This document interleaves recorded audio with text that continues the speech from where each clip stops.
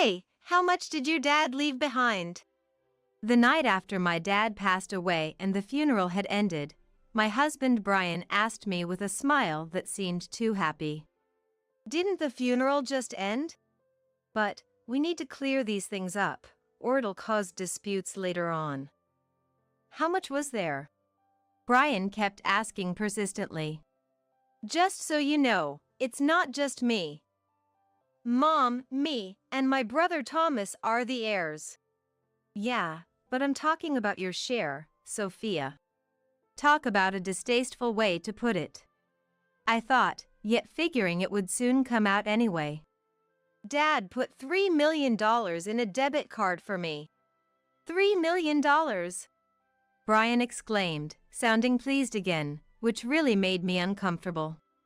The afternoon following the funeral, I received a message from Brian on my mobile phone. His voice sounded troubled. That debit card. What about the debit card? Surprised that you couldn't withdraw the money? I asked Brian coldly. How do I get that money out? Why should I have to tell you that? It seemed Brian truly didn't know that spouses of heirs had no rights. My name is Sophia, a 55-year-old housewife. I have a son named Daniel and a daughter named Abigail with Brian, who is the same age as me. I was born into a very ordinary family, went on to study ordinarily, got an ordinary job, and then married ordinarily, blessed with 2 children. Brian and I met at work. I thought I had been walking an utterly ordinary path in life. 5 years ago, my dad was diagnosed with a serious illness. At the age of 78. Despite his age, he had been free from sickness all his life, so the sudden discovery of the illness was a shock. The doctors said surgery was out of the question. However, due to his advanced age, the progression of the disease could be slow, and there was a chance he could live out his natural lifespan. I've heard all about the illness. But listening to the details, it doesn't seem all that bad. I've been healthy up till now. From here on, I'll just take it easy until it's my time to go. Dad said this calmly, much to our family's astonishment. When I reported back to Brian, how old is Dad again? 78. 78, huh? They say it's the era of living to 100 now, so it's not particularly early, is it? My parents could go at any time too, I guess it can't be helped. He spoke as if it were someone else's concern. I thought his comment was cold, but if something happened to my in-laws, perhaps I wouldn't be able to react much differently, so I decided not to say anything. Then, 2 weeks later, Dad said he had something to discuss and wanted us to gather. I'm fine, it's your parents' matter, right? But Dad said he wants you there too. He's probably going to say something like I have some last words, or ask us to take care of Mom if something happens, right? That might be the case. I'm not good with mourning. I'll be staying at home that day. With that said, I couldn't push any further and decided to visit my childhood home alone on the day. When I arrived, my brother Thomas and his wife Madison were already there. Where's Brian? He said he wasn't feeling well and decided to sit this one out. I see. Dad didn't say anything more. Well, working in food sales is busy work, let him rest on his day off, he said. I felt terribly sorry for Dad. The truth was, Brian just didn't want to bother coming for no particular reason. And then, Dad began an unbelievable story. What? How much? Could you say that amount again? $11 million. We were so shocked by the number repeated that we were left speechless. According to Dad, 2 years ago, when his uncle passed away, he inherited a bit of money and decided to invest that amount in something. It was cryptocurrency that was starting to get popular at the time. I thought, it's money I never had anyway, and put it all in there. Then, It increased that much, huh? What surprised us most was not just the number, but that our elderly dad would try his hand at cryptocurrency, something we couldn't have imagined. So, what did you do with it?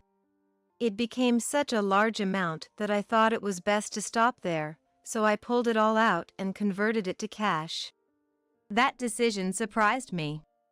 I thought people who dabble in such things either keep trying to recover their losses, even going into debt to do so, or if they profit, they become greedy for more and continue.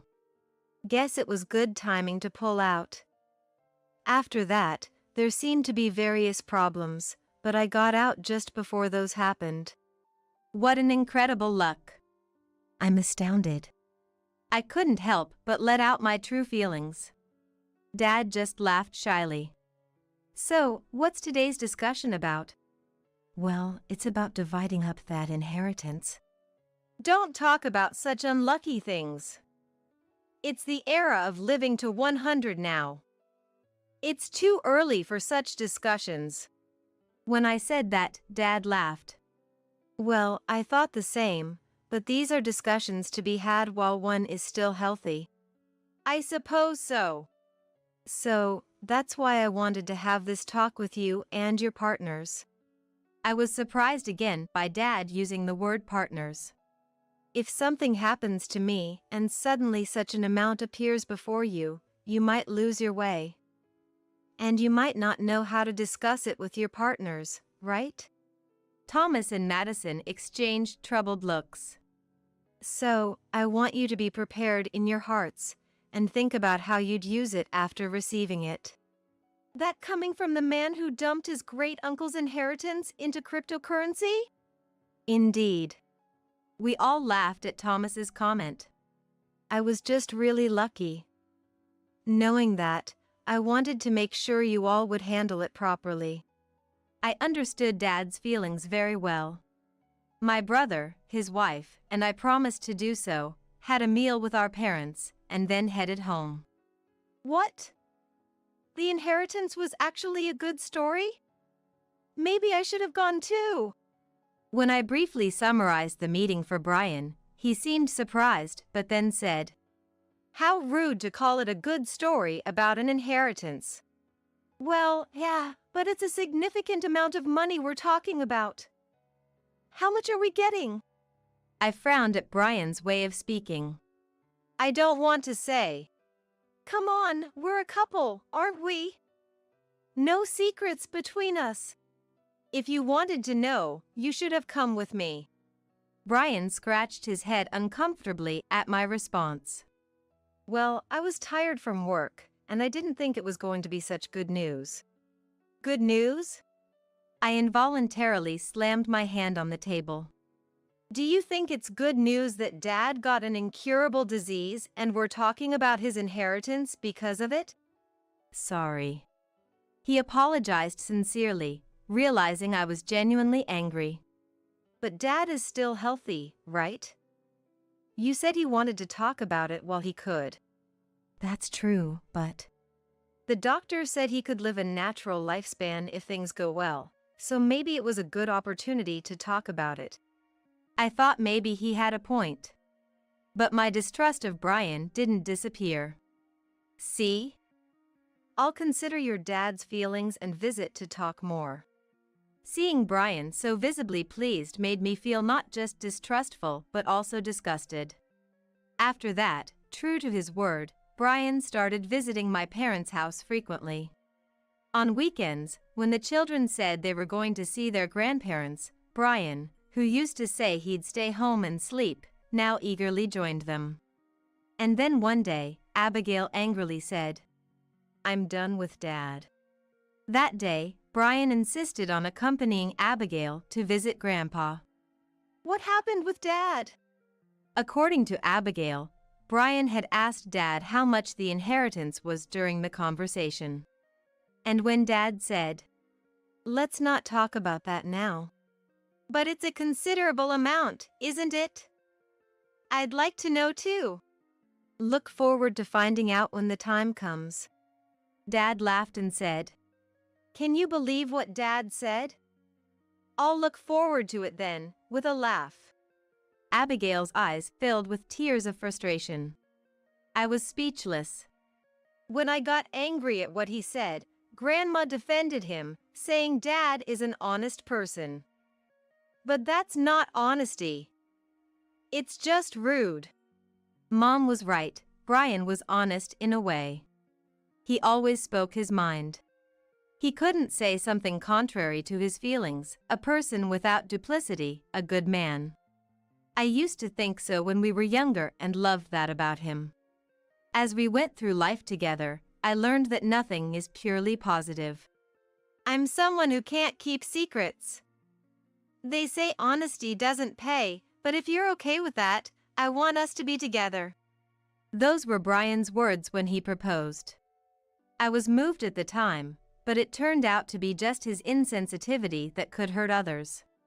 It wasn't about being at a loss, it was about being disliked, which I gradually came to understand, but by then it was too late. Don't let Dad get close to Grandpa anymore. It's sad for Grandpa. Abigail tearfully pleaded, and I had already thought the same. And so, we only visited my parents' home on weekdays when Brian was at work.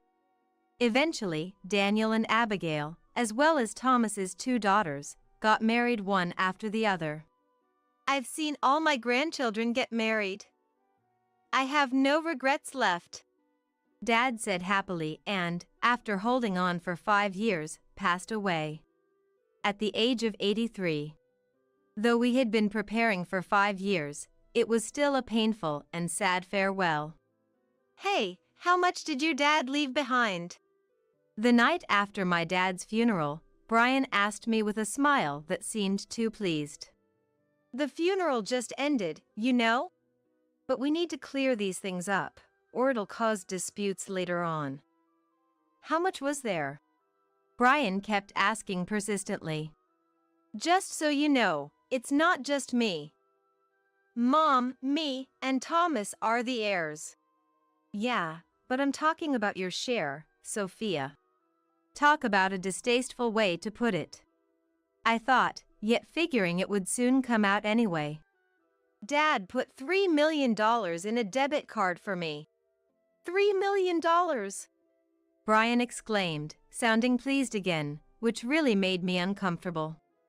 After the funeral ended successfully. Today, Madison and I will stay at the family home. Sis, you've been running to the hospital and must be exhausted, right? My brother and his wife said they would stay with Mom, and I went back to my own home. You must be tired too. Go ahead and take a bath first, and rest easy today. Brian treated me kindly. Really? Thank you. I'll go to bed first then. I left the cleanup to Brian and took his offer to go to bed early. And the next morning, that's when it happened. What's this? There was a piece of paper on the coffee table in the living room. Divorce papers. It was the divorce papers, already signed by Brian. That means, probably. I checked the bag I thought I brought back yesterday. Figures. Anne sighed. The $3 million debit card Dad had left for me was missing from my bag. Brian must have taken it. I had a feeling it would come to this. Yet, at the very end, there was a part of me that wanted to trust my partner of many years. That's why I deliberately left everything to Brian and went to bed early. How pathetic. I had given him one last chance. And it was Brian who squandered it. There's no pity left to give. I checked the time, and it was still 7 a.m. After getting ready for the day, I waited for the right time to start making moves. The afternoon after the funeral, I got a call from Brian. His voice sounding troubled. Hello? What do you want? That debit card. What about the debit card? Surprised you couldn't withdraw the money? I asked Brian with a cold voice. Brian is simple. I intentionally left the debit card. I knew he would think that if he had the card, he could withdraw the money. Then, I wrote a 4-digit number inside the card. He must have thought it was the PIN. But entering that number wouldn't authenticate anything. Because that number is my birthday. I don't know if he didn't remember my birthday, or if he thought Dad had set my birthday as the PIN. At this point, it doesn't really matter. But, as I expected, Brian took it as the PIN. He must have happily gone to the bank with it. The thought is so pitiable, it's almost laughable. How can I get that money out? Why do I have to tell you that? Well, that money, I thought I'd take it. Excuse me? I was astonished. He was being honest about that too. Why would you think you're entitled to it? Well, we're married, so that's ours, right? So, I thought I'll give you the house, and I'll take this. I couldn't help but burst out laughing. Unfortunately, you have absolutely no right to that money. What? Inheritance money is not marital property. So, it belongs to me alone. What's that? I never heard anything like that. Brian was shouting over the phone. It seems Brian truly didn't know that a spouse of an heir has no rights. If you're considering inheriting a large sum. No, that's not right. If you're considering stealing a large sum, didn't you think it necessary to have some knowledge about it? While dreaming of a foolish adventure, I wish he had taken the time to learn at least that much. Just like a child. In all the worst ways.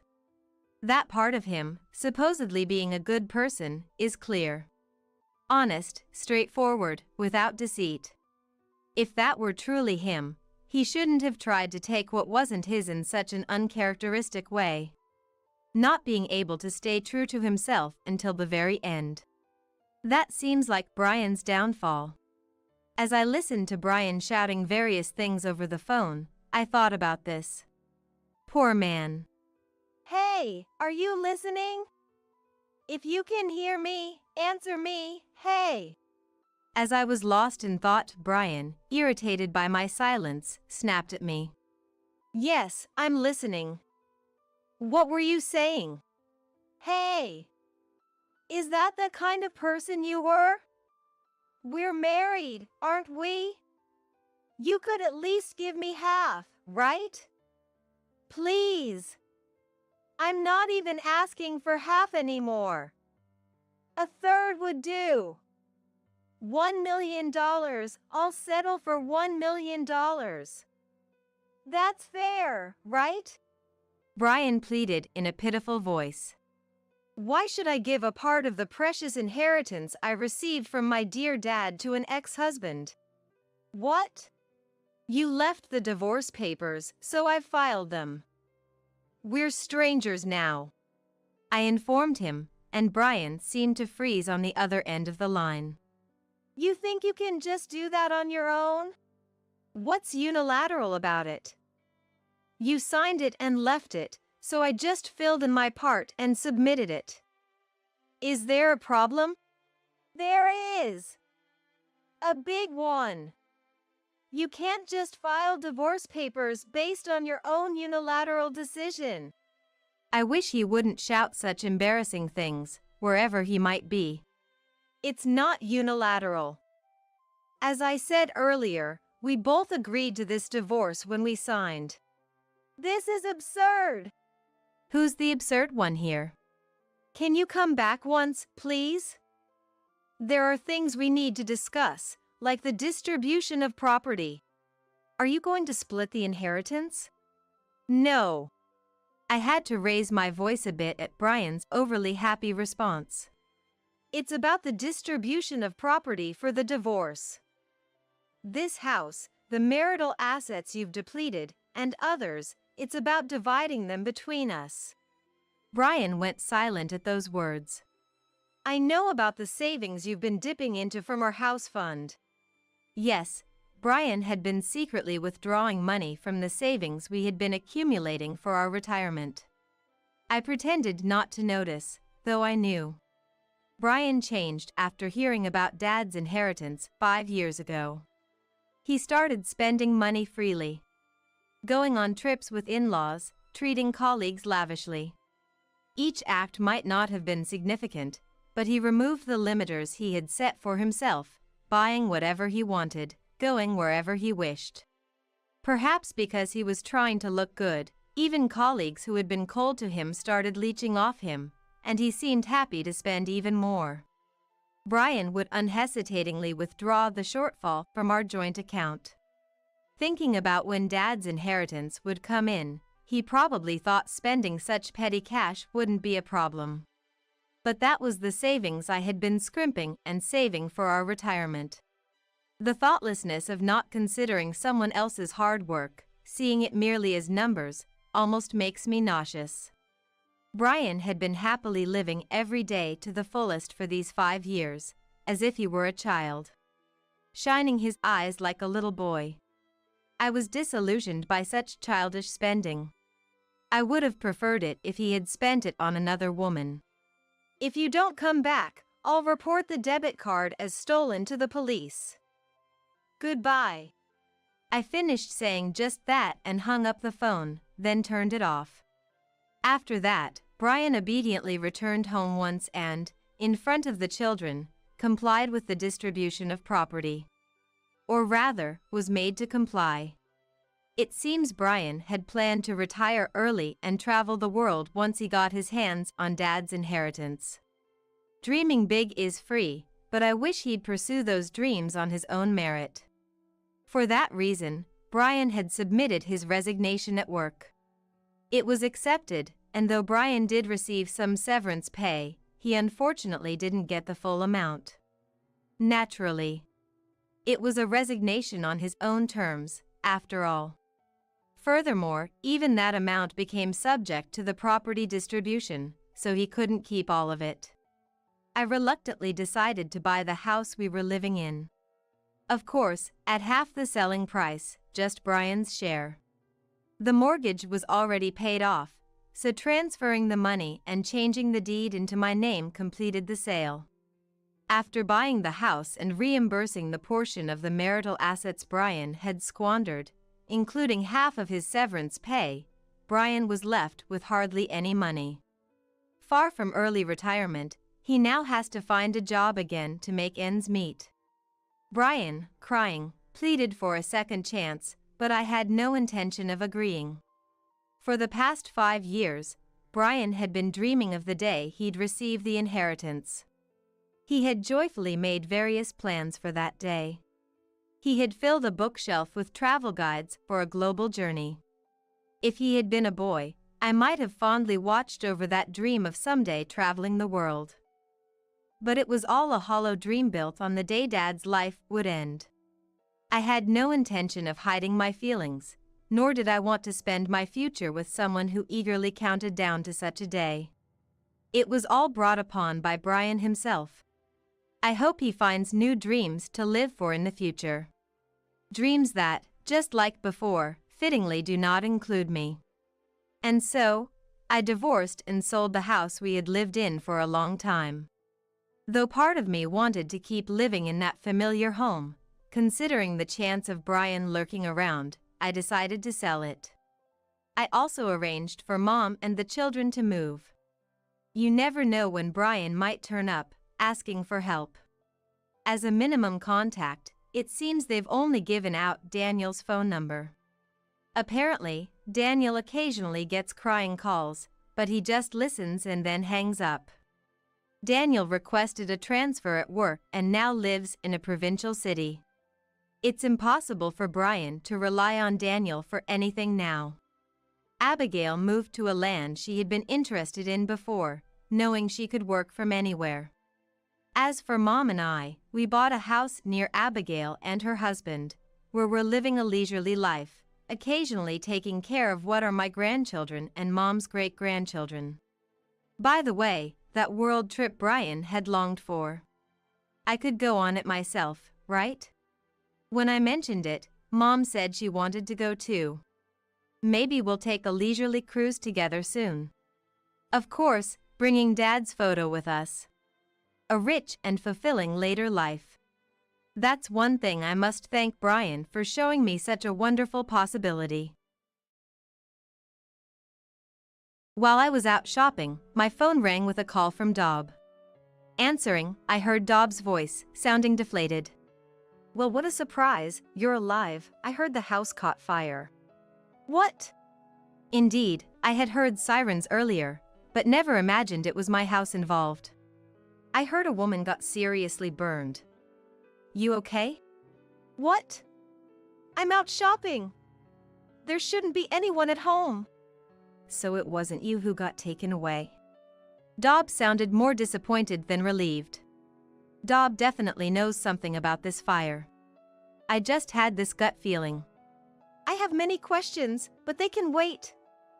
I'm going to check on the house. I hung up and started running. My home, meant to be a modest yet warm sanctuary, was engulfed in flames. I can't believe it burned down.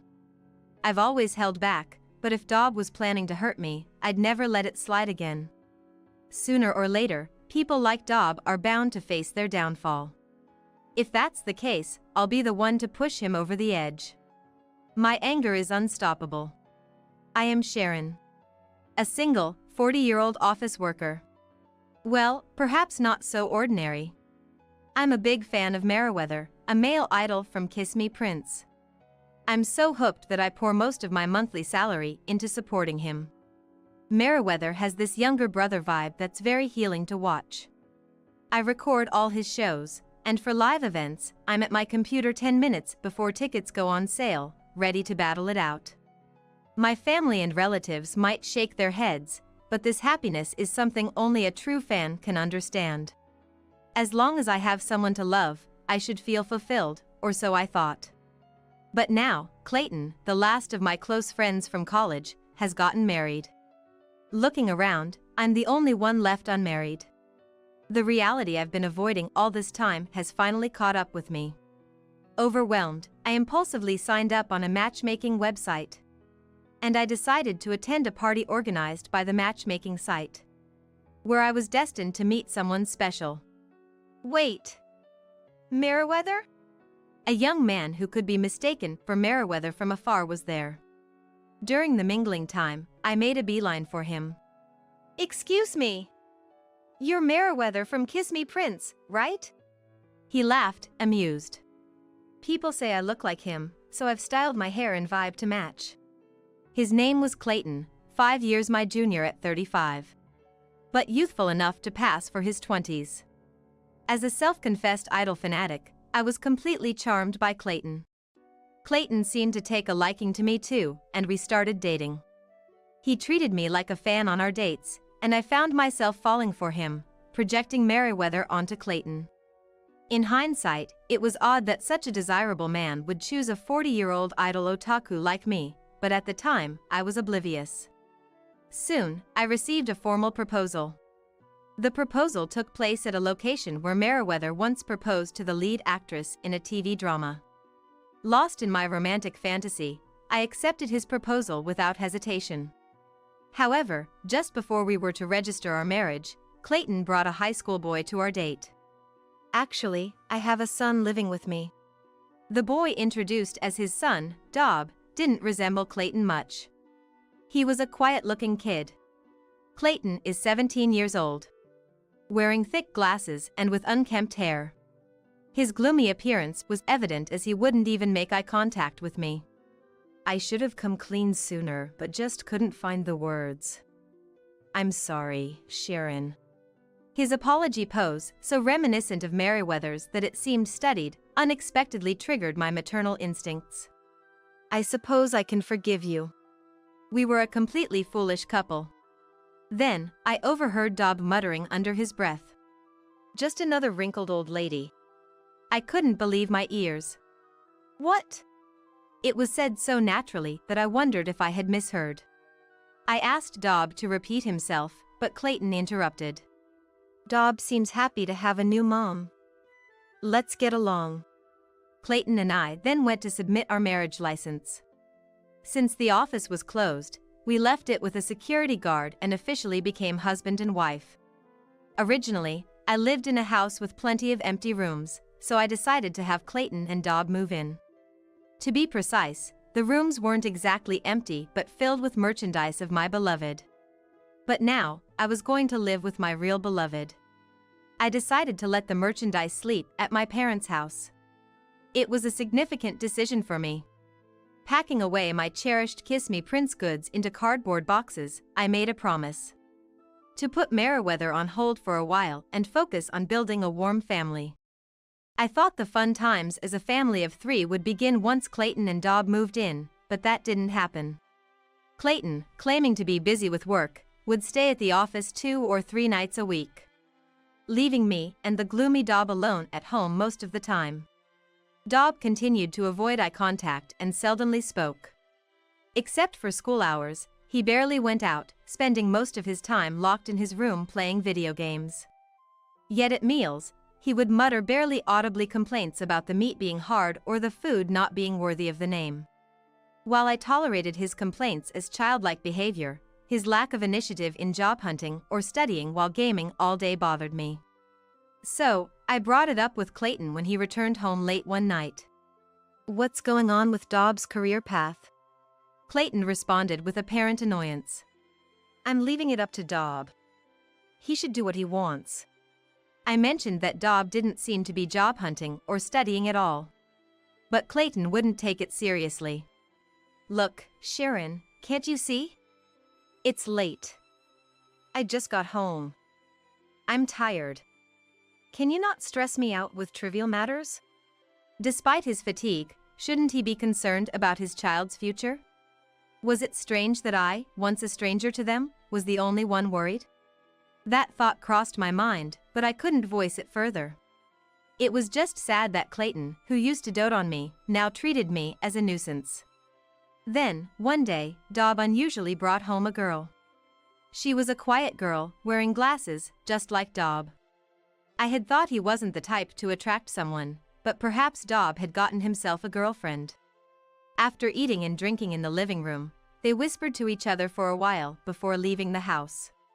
Honestly, I was the one who felt nervous. Until recently, the thought of becoming a mother hadn't crossed my mind, but now, was I to educate teenagers about sex all of a sudden? I was relieved when they quietly left. I watched from the second-floor window as Dob and the girl walked away side by side. That's when it happened. I noticed a woman glaring at me from over the fence of the neighboring house. The sight was so terrifying that my body froze, unable to move. The woman soon disappeared behind the fence. I wanted to discuss it with Clayton immediately, but he didn't come home that night. Just remembering the woman's gaze from the daytime frightened me, making it hard to fall asleep. Perhaps due to the stress, I came down with a cold the next day. Dragging my heavy body to work, dealing with Dob's complaints, and after managing the household chores, Clayton came home just as I was lying down. I tried to bring up the woman I saw the previous day. But seeing my intent expression, Clayton grimaced. "Is this about Dob again? Got more complaints?" "It's not a complaint. By the way, it seems Dob has got himself a girlfriend." Clayton sneered, looking pleased in a distasteful way. For a moment, his smile, reminiscent of Meriwether, was soothing. Until he spoke again. "That's my boy. The art of roping in simple girls, I taught him well." "Simple girls?" I echoed back, and Clayton hastily corrected himself. "No, I misspoke. Just shared some tips on wooing a girl he likes." Then, he gently tapped my head. "Thanks for all your hard work. I appreciate what you do for me." Being treated this way used to bring me the utmost joy during our dating days. But now, I couldn't shake off the doubts in my heart. Was I considered a simple girl too? Was I being strung along? But for what reason? I'm just a temp worker, neither wealthy nor well off. After Clayton went to take a shower, I rummaged through his wallet as a precaution, but found no suspicious receipts. Still, I couldn't shake off a bad feeling and grew increasingly distrustful of Clayton. And so, I never got around to talking about that woman. The next morning, Clayton had already left for work by the time I woke up. As I went downstairs to make breakfast, I was greeted by the pleasant smell of sausages cooking. Something that had never happened since we got married. To my surprise, Dob was preparing breakfast for me in the kitchen. Sausages and fried eggs with salad and yogurt. He had even poured me a cup of coffee. Wow, this is amazing! What's all this for? Dob, avoiding eye contact again, murmured in a soft voice. You're not feeling well, right? Thought I'd at least make breakfast. For the first time, I felt a genuine warmth and care coming from Dob. I'm so happy. Thank you. Embarrassed, or perhaps ignoring my gratitude, Dob shoved the frying pan into the sink. He didn't do the dishes, but it was a start. I'm off to school. With that, Dob grabbed his bag and left through the entrance. Savoring this moment of joy, I sat alone at the dining table and began my breakfast. Let's eat. Any homemaker knows there's significance even in a simple meal prepared for them. I reached for the coffee first, intending to eat everything, but in my excitement, I knocked over the cup. The coffee Dob poured out spilled all over the table. Oh no, I'm such a klutz. Although regrettable, it didn't dampen my spirits. Quickly wiping the table and finishing my breakfast, I felt somewhat lighter. Right, I need to go grocery shopping. And we're out of detergent, too. I'll head to the cheaper supermarket a bit farther away. I walked to a supermarket I don't usually visit. Passing by a fire engine on the way made me feel a bit uneasy. I hoped whatever house it was heading to would be safe. While shopping, my mobile phone vibrated. It was a call from Dob. Answering, I heard Dob's unexpectedly indifferent voice. Well, what a surprise, you're alive. Alive? What was he talking about? As I puzzled over his words, Dob dropped a bombshell. The house burned down. I saw it on social media. What? I did hear sirens earlier, but to think it was my house. Heard a woman got seriously burned. Are you okay? Something felt off. This wasn't the same Dob who showed kindness earlier. His words felt distant, almost mocking. What? I'm out shopping. No one should be at home. So it wasn't you who got taken away? The art of roping in simple girls, I taught him well. Dob must know something about this fire. I felt it instinctively. There's a lot I want to ask, but that can wait. I need to see the house for myself. I hung up and started running, catching a taxi to rush to the scene. When I arrived, the house was indeed completely destroyed. A crowd had gathered in front of what used to be my home. Leighton from the neighborhood approached me excitedly. You're safe, that's good. A young girl in a uniform was taken to the local emergency hospital. Who is she? I couldn't confidently answer the question, but there was one person I could think of who might be the girl in uniform. It was Dob's girlfriend who had visited our house recently. I was stopped by the police, who mentioned they wanted to talk later due to the incident's nature. I got back into a taxi and headed to the emergency hospital. As the taxi swayed, tears began to form. My home, supposed to be a modest yet warm sanctuary, was all gone. I can't believe it was completely consumed by flames. And Dob's attitude on the phone earlier kept bothering me. If his kindness this morning was only superficial, intending to harm me afterward, I would never show leniency again. Sooner or later, people like Dob would face their reckoning. If so, I was ready to be the one to push him. My rage was unstoppable. At the hospital, I tried to inquire about the situation but was denied due to privacy concerns, unable to meet the girl brought from our house. As I sat in the lobby, a woman rushed in, frantic. Where's Bess? I saw on the news she was severely injured. It's okay. The news was incorrect.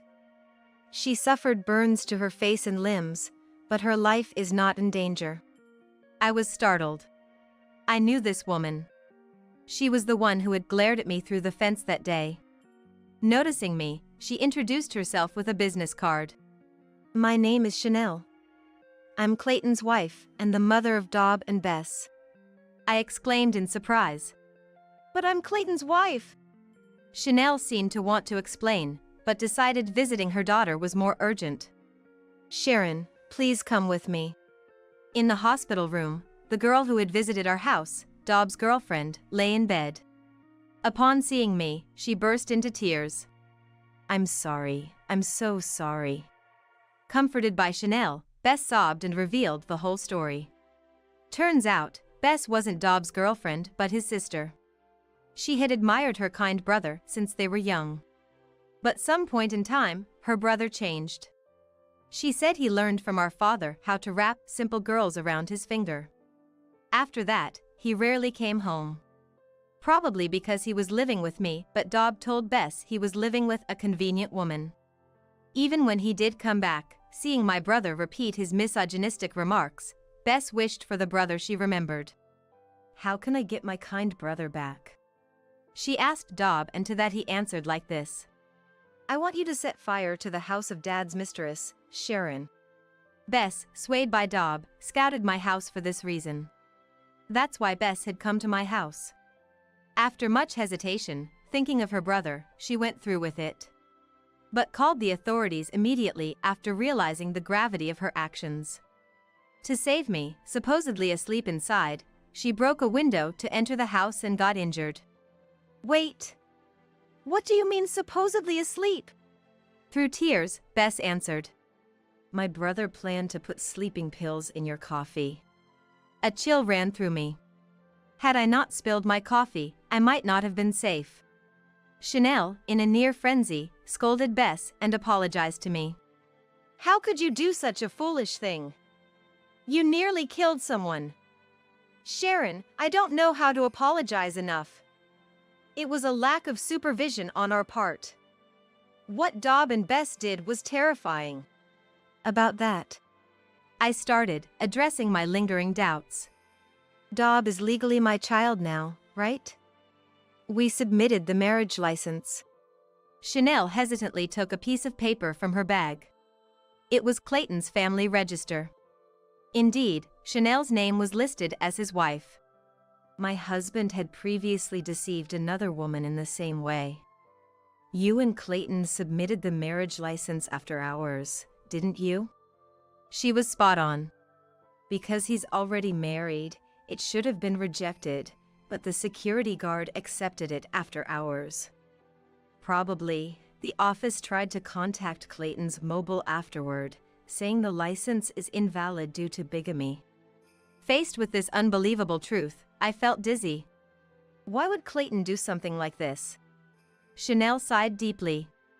Her forehead marked with deep lines of hardship. Sharon, by any chance, are you a fan of Meriwether from Kiss Me Prince? My husband is obsessively confident in his resemblance to Meriwether. He completely imitates Meriwether's fashion, hair, and gestures, approaching female fans to cheat and revel in a thrill. He can't be satisfied unless women idolize him like an idol. I've had enough this time. At that moment, the door of the hospital room opened, and a flustered Clayton entered. Seeing Chanel and me together, he had a look of regret. With fiery anger in my eyes, I glared at Clayton. So we were strangers all along. You said you were staying at the office, but you were actually going back to Chanel's? Clayton frantically tried to explain, but I wasn't listening anymore. I'll be filing for damages, including for the house your son burned down. We're not related, so it won't be dismissed as a family matter. I grabbed my bag and strode out of the hospital room. Behind me, I could hear Chanel and Clayton arguing. As I vowed not to let this end here, I went back to my parents' home. Afterward, Dobb was arrested by the police. At my request, Bess was not arrested and was able to go home after being discharged from the hospital. Bess's face was left with scars from the burns. The emotional scars inflicted by her brother wouldn't heal easily. She would have to carry the heavy cross of having committed arson. I thought there was no need to punish her further. As for Dobb, who showed no remorse, I intended to let the authorities handle him. Dobb was about to turn 18. He was likely to be tried as an adult, not protected by juvenile law. While preparing the lawsuit, the doorbell rang. There stood Clayton. Sharon, I'm really sorry about Dob. Can we start over? I want you to be my fan again. Can you give me that energy of liking someone? Can you give me that energy of liking someone? Was a classic line from Meriwether's concerts. The old me would have been swayed, but now it just seemed like a mockery of Meriwether. You're not an idol. Just a 35-year-old man who looks like one. And if you don't realize it soon, you'll continue to embarrass yourself. At my words, Clayton, flush with shame and anger, lashed out at me. What the hell? You've always seen me as just a substitute for Meriwether, haven't you? I can't say I was without fault. But Clayton, having cleverly orchestrated this situation, now acted as if I was to blame. Yes, and I've realized it. You're neither Meriwether nor my ideal prince. Just a middle-aged man full of self-delusion. I slammed the content certification for the compensation claim I had prepared into Clayton's hands. This arson incident is the result of your misguided teachings. You'll take full responsibility. I'll add on the amount for deceiving me, so make sure you pay up. Otherwise, I'll sue you for marriage fraud. Clayton, who had come to plead for reconciliation, was instead faced with a compensation claim and turned away in defeat. Self-centered to the end, Clayton left filled with disappointment. Perhaps frightened by the threat of a lawsuit for marriage fraud, Clayton later transferred the compensation amount, significantly more than the market rate, in one lump sum. This must have drained Clayton's savings completely. I heard that Chanel also divorced him and demanded compensation. For a while, he'll be without money, making it difficult to maintain the idol-like hairstyles and clothes. As for Dob, he was tried as an adult and sentenced to prison. During the trial, Dob's stubborn refusal to show any remorse, blaming the series of crimes on me, seemed to worsen the impression of the jury. As a result, he received a heavier prison sentence than usual. Of course, he was expelled from high school. Dob's misdeeds became widely known in the local community, making it impossible for him to continue living there after his release. In the evening, I bought a number of pen lights and headed to the park. Girls all dolled up were waiting in high spirits, waving their light sticks. Today was the long-awaited live concert of Kiss Me Prince. I dug out the merch I had put to sleep and resumed my fandom. Going to the live with female friends I made in the fandom is now my greatest joy. After all, the charm of having a crush lies in them being out of reach. Vowing never to make the same mistake again, I headed towards the live venue. I wish I never had a daughter, my mother Chloe screamed hysterically. Once you're in high school, you're out of here. My father David threw things as he spoke. Our younger brother Daniel, years apart, looked at us with a mocking sneer. This house is like a dwelling for demons. Even without a place to go, we must leave soon. For the sake of my precious sister Sophia and my own life. My name is Amelia. This spring, I joyously turned 40. When I was about 20, I thought being in my 40s was ages away, but after turning 25, the countdown of age seemed to speed up. But back in my teens, every day felt endlessly hellish. I have a twin sister, Sophia. Our family runs a small chain of restaurants in the city. Well, it's just about 3 restaurants, nothing grand. It's not an age-old family business. It expanded to 2 under my grandfather and just 1 more since my father took over. Once you step out of the local area, almost no one knows our restaurant's name. Our small restaurants hardly stand a chance against the big chains. Yet, my parents always had this strong sense of being business-owning family.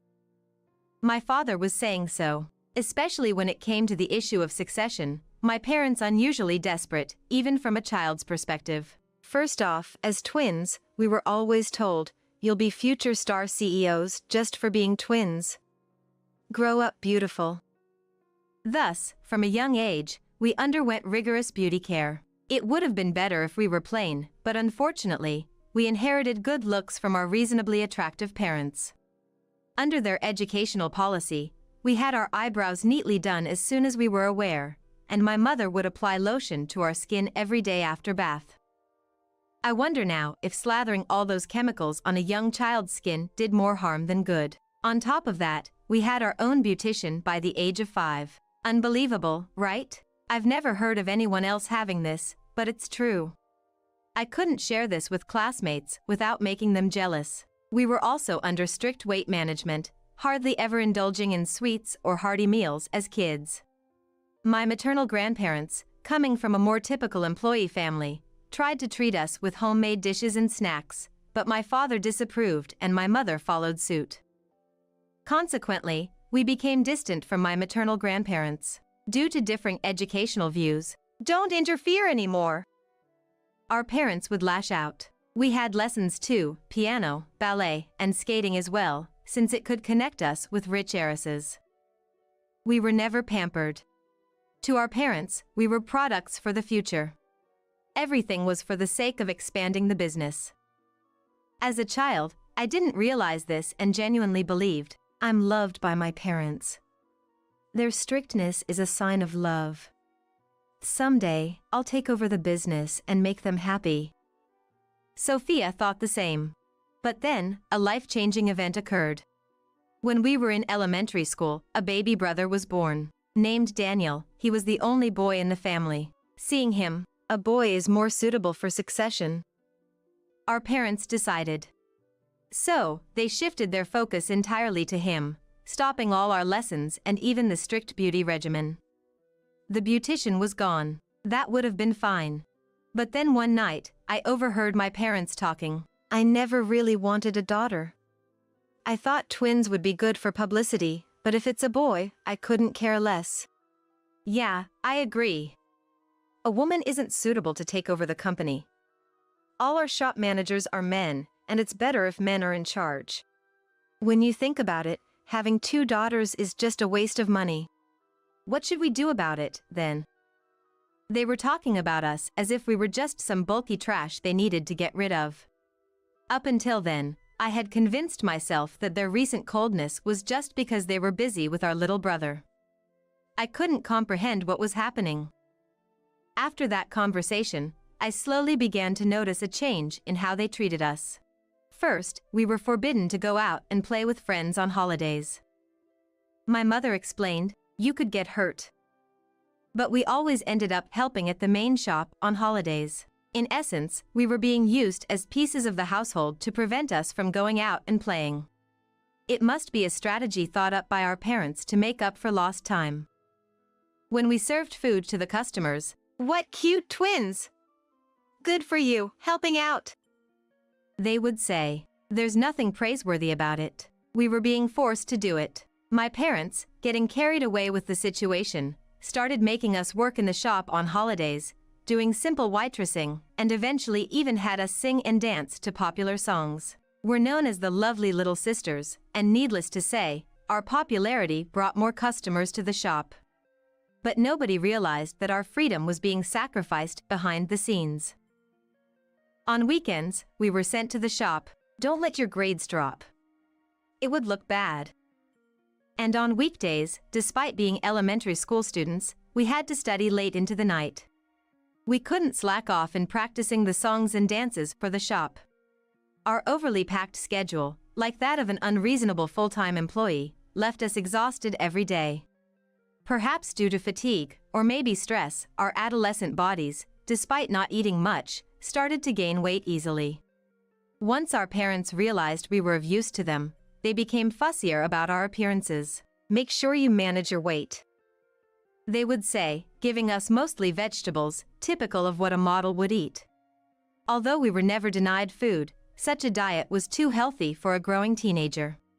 Because of this lifestyle, there were times in middle school when I missed my periods.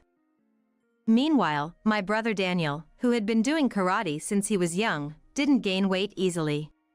He was treated differently. If you're going to be a future entrepreneur, you need to know good food. And he alone ate high-quality ingredients. For a teenager, resentment over food is significant. The treatment from my parents, coupled with the disparity in meals between us siblings. It was enough reason to resent Daniel. I think it was only natural that the bond with Sophia would become stronger. One day, after dedicating our youth to the shop and house, and even beginning to resent our parents, my father called us. It would be embarrassing if word got out that an idiot came from our house, so make sure you go to a high school with a good reputation. He said so. It was the beginning of 8th grade in middle school. Despite barely managing our grades while helping at the shop, it was impossible to meet such expectations. I asked if at least we could be excused from helping at the shop, but he didn't listen. Getting into a famous high school becomes a marketing slogan, he said. There was no fighting back for a mere middle schooler. If you end up in a low-tier high school, don't bother coming. Threatened like this, we studied desperately. In the following year, my sister got into the high school our parents wanted, but I didn't. My father was furious, throwing things around, luckily not hitting anyone. But I was terrified he might hit Sophia, who was trying to protect me. My mother also holding her head. Why has it come to this? Why are you so useless? Hysterically yelled. It was like a scene from hell. Was it my fault for not getting into high school? Wasn't my effort worth recognizing? Only Sophia, who understood me, hugged and cried with me. Daniel, resembling our father, looked down on me as if to say, that's why women are. It was infuriating. Why do you have to mess up my life? My father said. If anyone was messing up a life, it was my parents messing up ours, but I couldn't say that. Enough. The family heir is a man. We don't need women. Should have done this sooner. Listen, we'll pay for the tuition, but don't you dare come home. It looks bad. Once you two are in high school, both get out. Don't ever come back.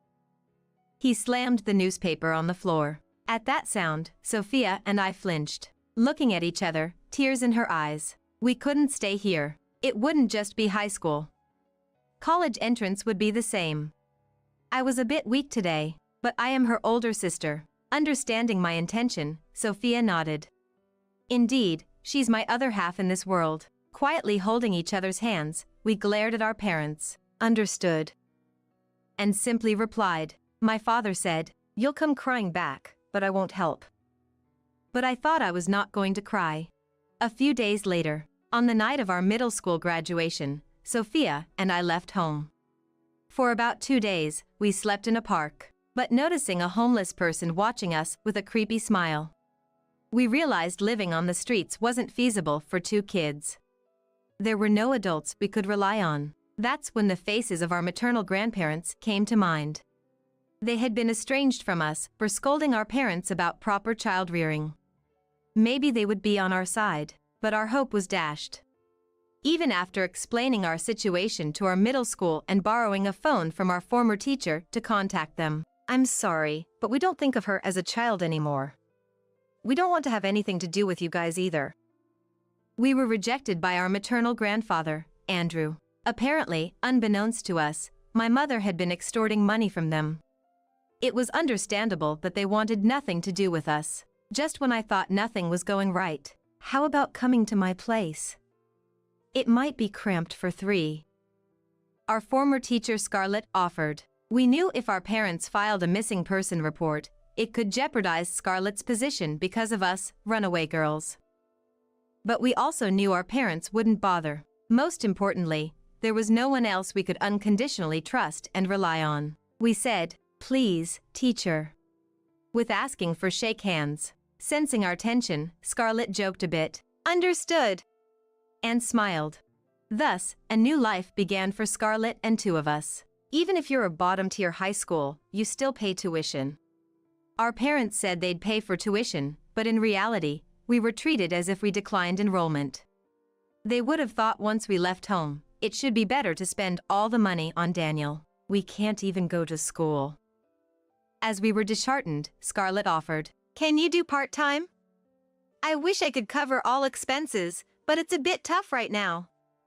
I'll support you in other ways. Like this. Right.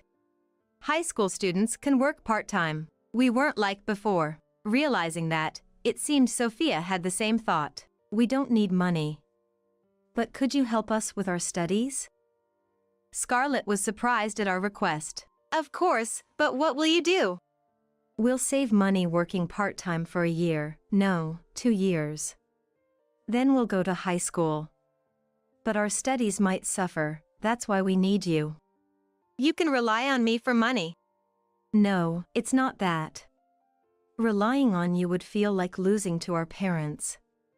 It's probably just us, but we want to prove them wrong on our own. She was silent for a while, contemplating. It's understandable, we were planning to delay it for a year or two, just out of spite for our parents. Was it the right resolve, or just childish stubbornness? After a pause, all right, she said. A year later, Sophia and I worked multiple part-time jobs and, with Scarlett's advice, entered an online high school. It was cheaper and we could continue working. We also rented a room next to Scarlett's house. We didn't want to compromise her position by living with her continuously, though we never wanted to contact our parents again. We need your consent to rent a house. We reached out. As long as we don't see your faces, do whatever. And they agreed easily. In reality, we hardly lived in that room, mostly staying at Scarlett's place. But it was a necessary precaution. Scarlett helped pay some of the rent. We refused to let her pay it all. She supported us thoroughly, from studies to personal life. Though she was in her 20s and more of a sister, she had become our mom. Thanks to her, we graduated from high school and, despite a delay of about 2 years, made it to a fairly prestigious university. The support from Scarlett was invaluable. At university, Sophia and I had another goal besides graduating. That's why we attended university. That was starting a business. To gain the knowledge and qualifications needed, every day was filled with part-time work, not easy, but we were determined. 3 years after graduating, we finally opened Cafe and Bar ANS Delightful, serving coffee, sweets, pizza, and sandwiches during the day, and alcohol in a stylish setting at night. Cafe and bars weren't as common then, but it caught on, and within 5 years, we opened a second location. We did it, Amelia! Yes, we did! Sophia! We had been betting everything on this second shop long before it opened. Our plan was to establish credibility and confidence, then open this shop near our parents' restaurant. Because that's what I had decided. By chance, a property became available right across from their most cherished third shop, allowing us to open our second shop. It was the start of a delightful revenge. Not that we were doing anything special. We simply welcomed customers every day with all our heart. But our shop, run by the beautiful sisters, was already quite popular from our first location. Rumors spread that the popular sisters were temporarily at the second location. The place quickly filled up. Within 2 days of opening, we surpassed our sales goal, a complete success. Naturally, word got to our parents' restaurant. On the 7th day after opening, they're mocking us. Our parents stormed into our shop during business hours. Exactly as we expected. The shop was buzzing. Some customers whispered, "Isn't that the owner of the shop over there?" Sophia and I, smiling, faced our father. "Please, quiet down, customer," calmly said. "Don't joke with me. What's this about? Why open a shop near mine? So selfish. Our customers are decreasing because of here. Sly and unbecoming." Their words made us burst into laughter. Where we set up shop is our choice, as long as we pay the rent, right? We're not joking around. Exactly. Calling us sly and unbecoming. Please don't spout such vulgar words in front of the customers. Our overly calm only aggravated them more. After all, they had us working in customer service since we were kids. Controlling our emotions like this was easy. Then, what an attitude towards your parents! Our father shouted, the shop stirred. Parents? What, a family feud? Curious and confused glances turned towards us. Parents? You mean the ones who forced us to work in their shop as children and threw us out for not getting into the high school they wanted? Considering parents as those who treated their child as a product, enforcing weight control and stealing freedom? Our words caused a murmur among the customers. That's terrible. Or, so that's the kind of person he is. I hear words like, some customers, who knew us from childhood. "That place has been strange since they had a boy," commented. Our parents, realizing the tense atmosphere, turned pale. No. That's not it. These girls are just rebellious. We only had them help in the shop for social learning." Our father was explaining with an over-gesture to everyone, but it backfired. "I can't believe it. They must be telling the truth about their father. Isn't it a case for child services? Admitting they had to help is just ridiculous." The customer's exchange was unstoppable, and he kept repeating, "That's not it." But no one listened. Our mother, "I protected these kids," trying to claim her innocence, said, "Could you please leave? You guys are disturbing the other customers," I said, attempting to escort them out when suddenly, "Shut up." Our father raised his fist at me. I instinctively shrank back. Then, "Stop it." An elderly man, who had been quietly enjoying his sandwich and coffee, intervened. "Enough. How embarrassing. You two are disturbing people's meals. Get out." Other customers joined in. "That's right, get out." I got a call asking me to leave. "What is it?" Angry, our parents were quickly escorted out by a burly customer. He whispered something in their ears, turning their faces pale, and they never came back in. The shop erupted in applause. "You all had it tough. We support you. Keep going." Encouraged by these kind words, we said, "It's good to have a shop." That's what I thought from the bottom of my heart. Later on, our shop became the talk of the town after the incident with our parents, leading to the closure of all 3 of their shops. It turns out, the elderly man who saved me from our father's punch was our neighbor. His spreading of the incident branded their chain as run by a violent manager, causing a loss of popularity. While their customers dispersed, many became our regulars, liking our shop, thanks to the elderly man. With our parents' business gone, Daniel, who had been groomed as the successor, was lost. He blamed us for his ruined life and wreaked havoc at home, giving our parents a hard time. Soon after, our mother called, pleading to at least employ him in our shop. Of course, we politely refused. Our shop, run by beautiful sisters, only hires beautiful-hearted people. We had no room for a brother like our father. By the way, both Sophia and I got married in our mid-30s. Continuing the business.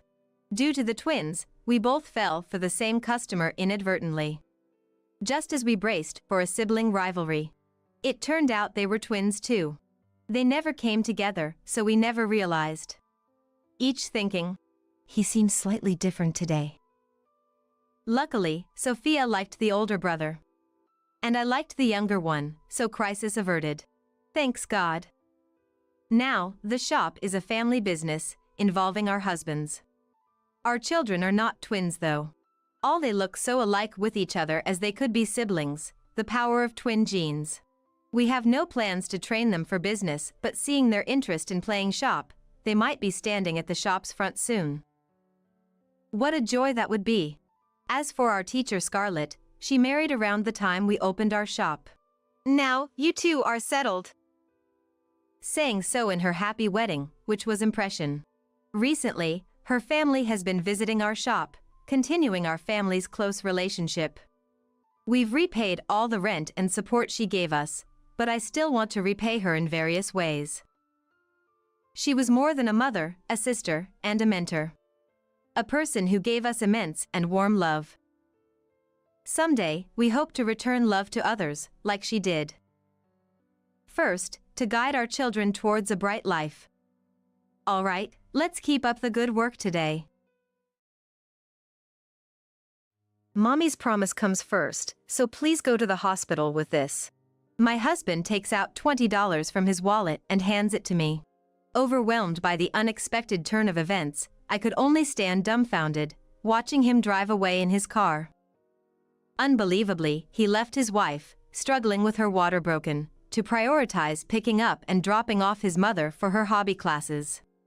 Despite the harassment from his mother and the numerous difficulties I faced, I tolerated it all, thinking of our soon-to-be-born child. But now, it's clear to me. Someone who treats their child so poorly doesn't deserve to be a parent. Bearing the recurring pain, I made up my mind to face childbirth alone. My name is Kristen. I married Scott right after graduating from college. Scott and I have an age difference of 3 years, and we have led a fairly happy life. He was one of my college clubmates. He seemed to have taken a liking to me when I joined as a freshman, and looking back, his passionate advances were almost embarrassing. As a young adult, a guy's appealing inevitably seemed cool, and I reciprocated his affection, leading to a smooth relationship from 3 months after my enrollment until graduation. Even after marriage, he was deeply in love with me, so I never worried about infidelity.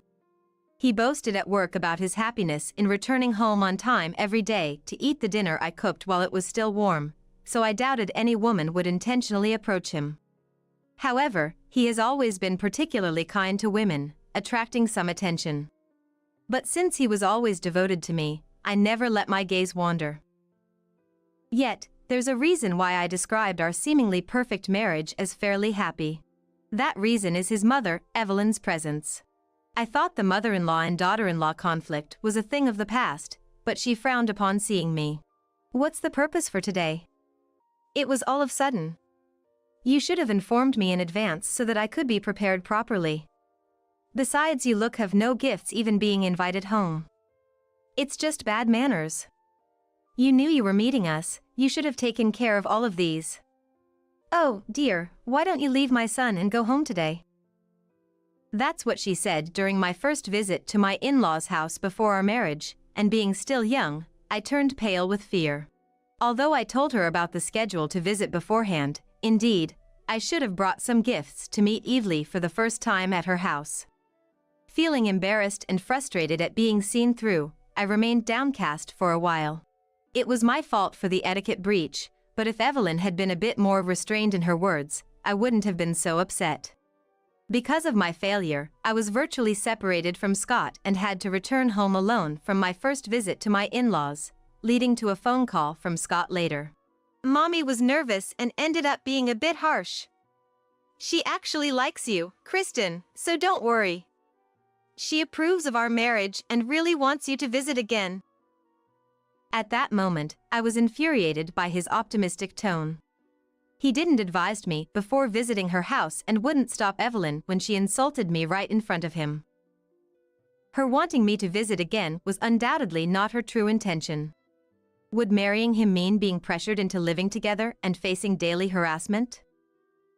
Surprisingly, she made no such suggestions when I decided to marry Scott.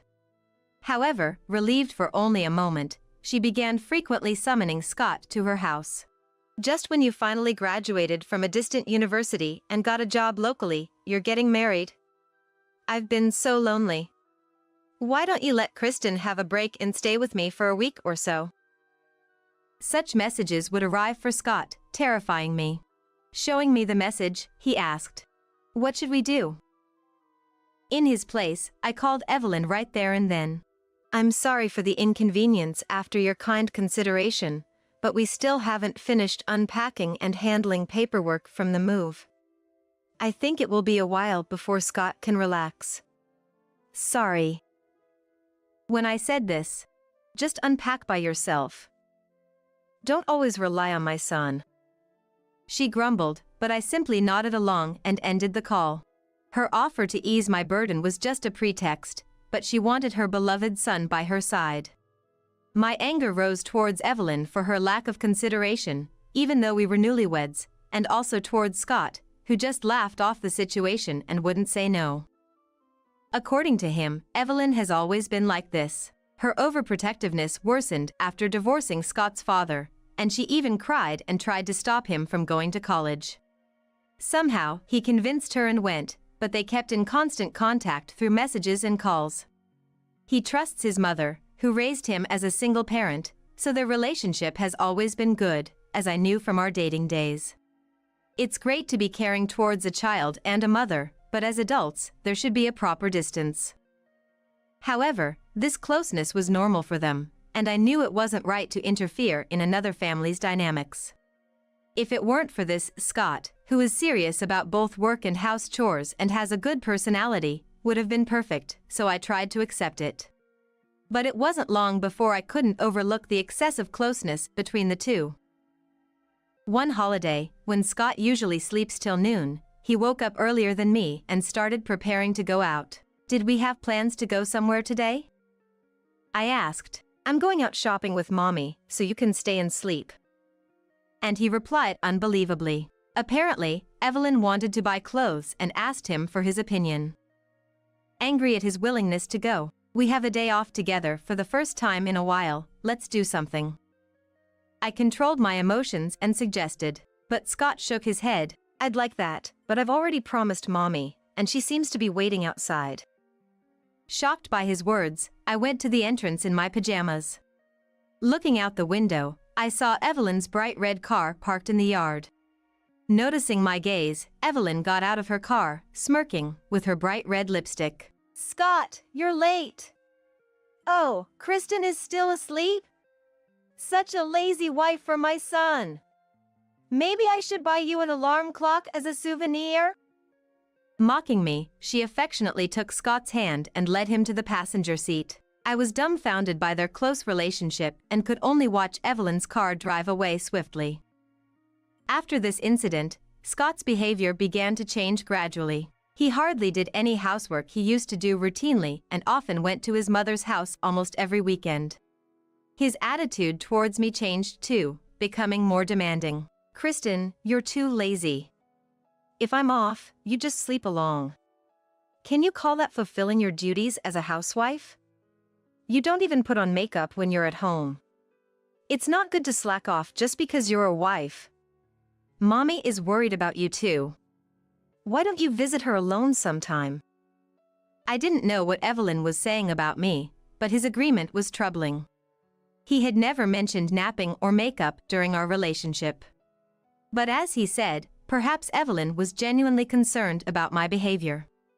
I tried to convince myself of this multiple times, but knowing Evelyn's behavior towards Scott, it seemed more like harassment. I thought Evelyn's curse would change once we had a child.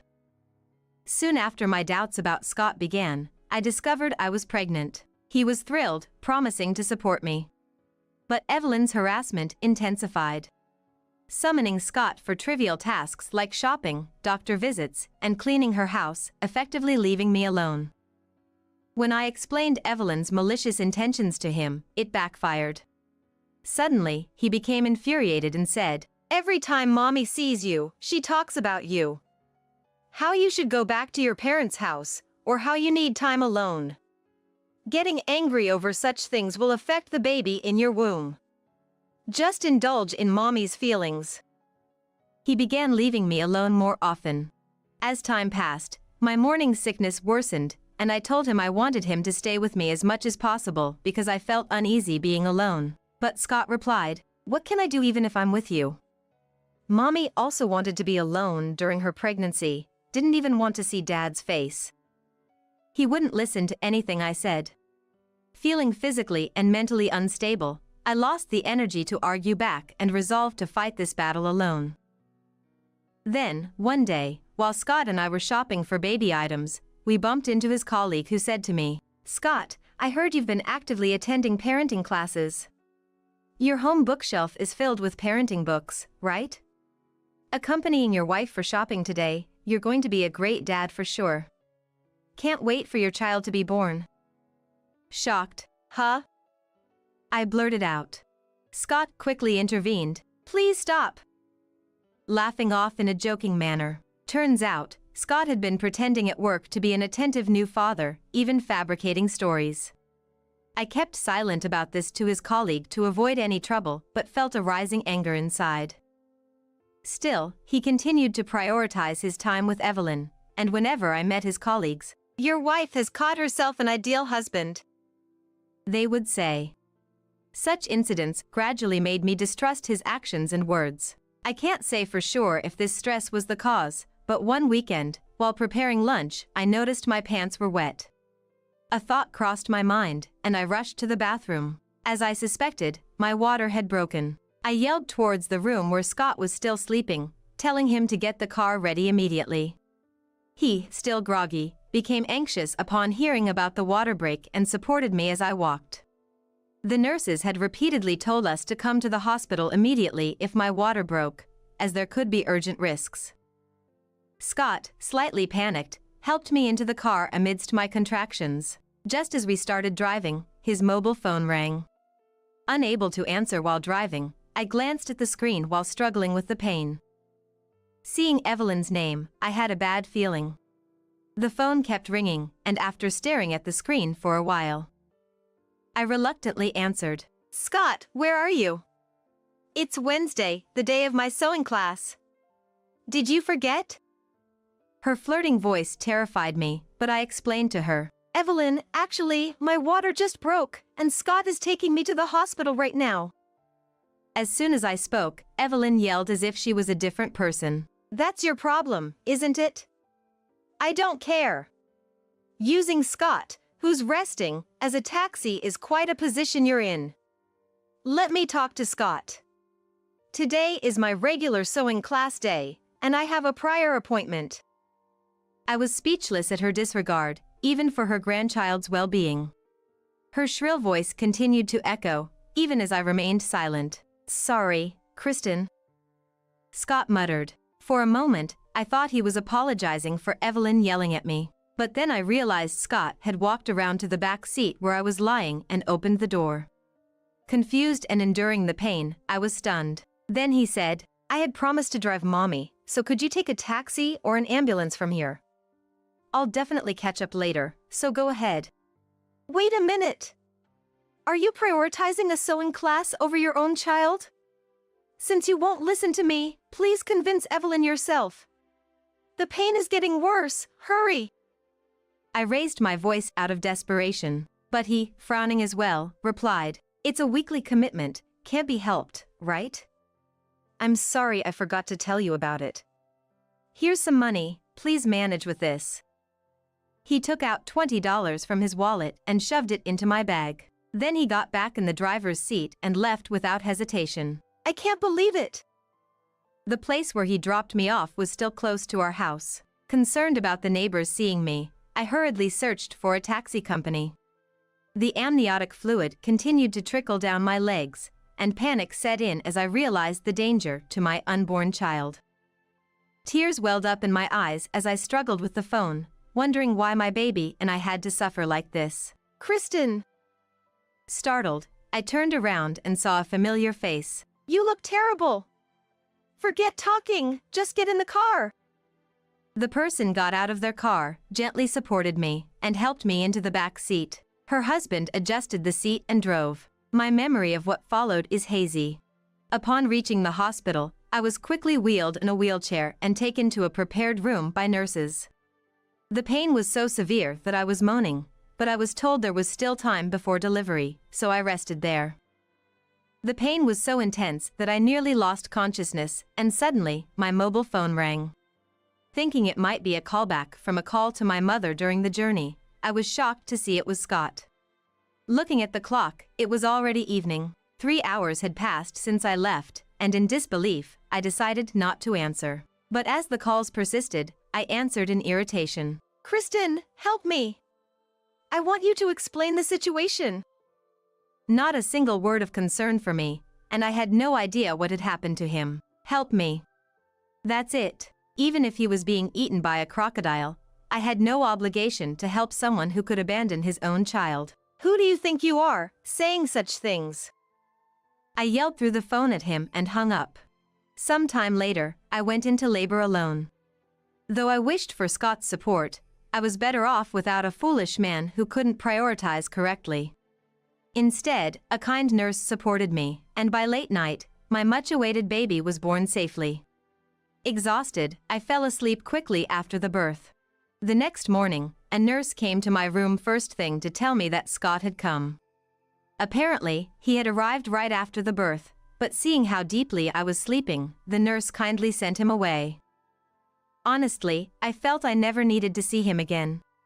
But when he entered the room, looking tired, I couldn't help but ask him what happened.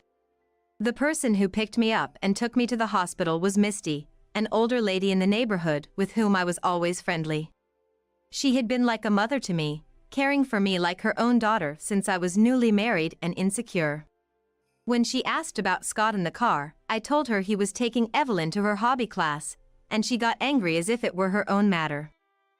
Little did I know that this would end up cornering Scott. After dropping me off, Misty spread the story throughout the neighborhood. Being sociable and always chatting with friends, her influence was significant, and her friends seemed to have confronted Scott en masse.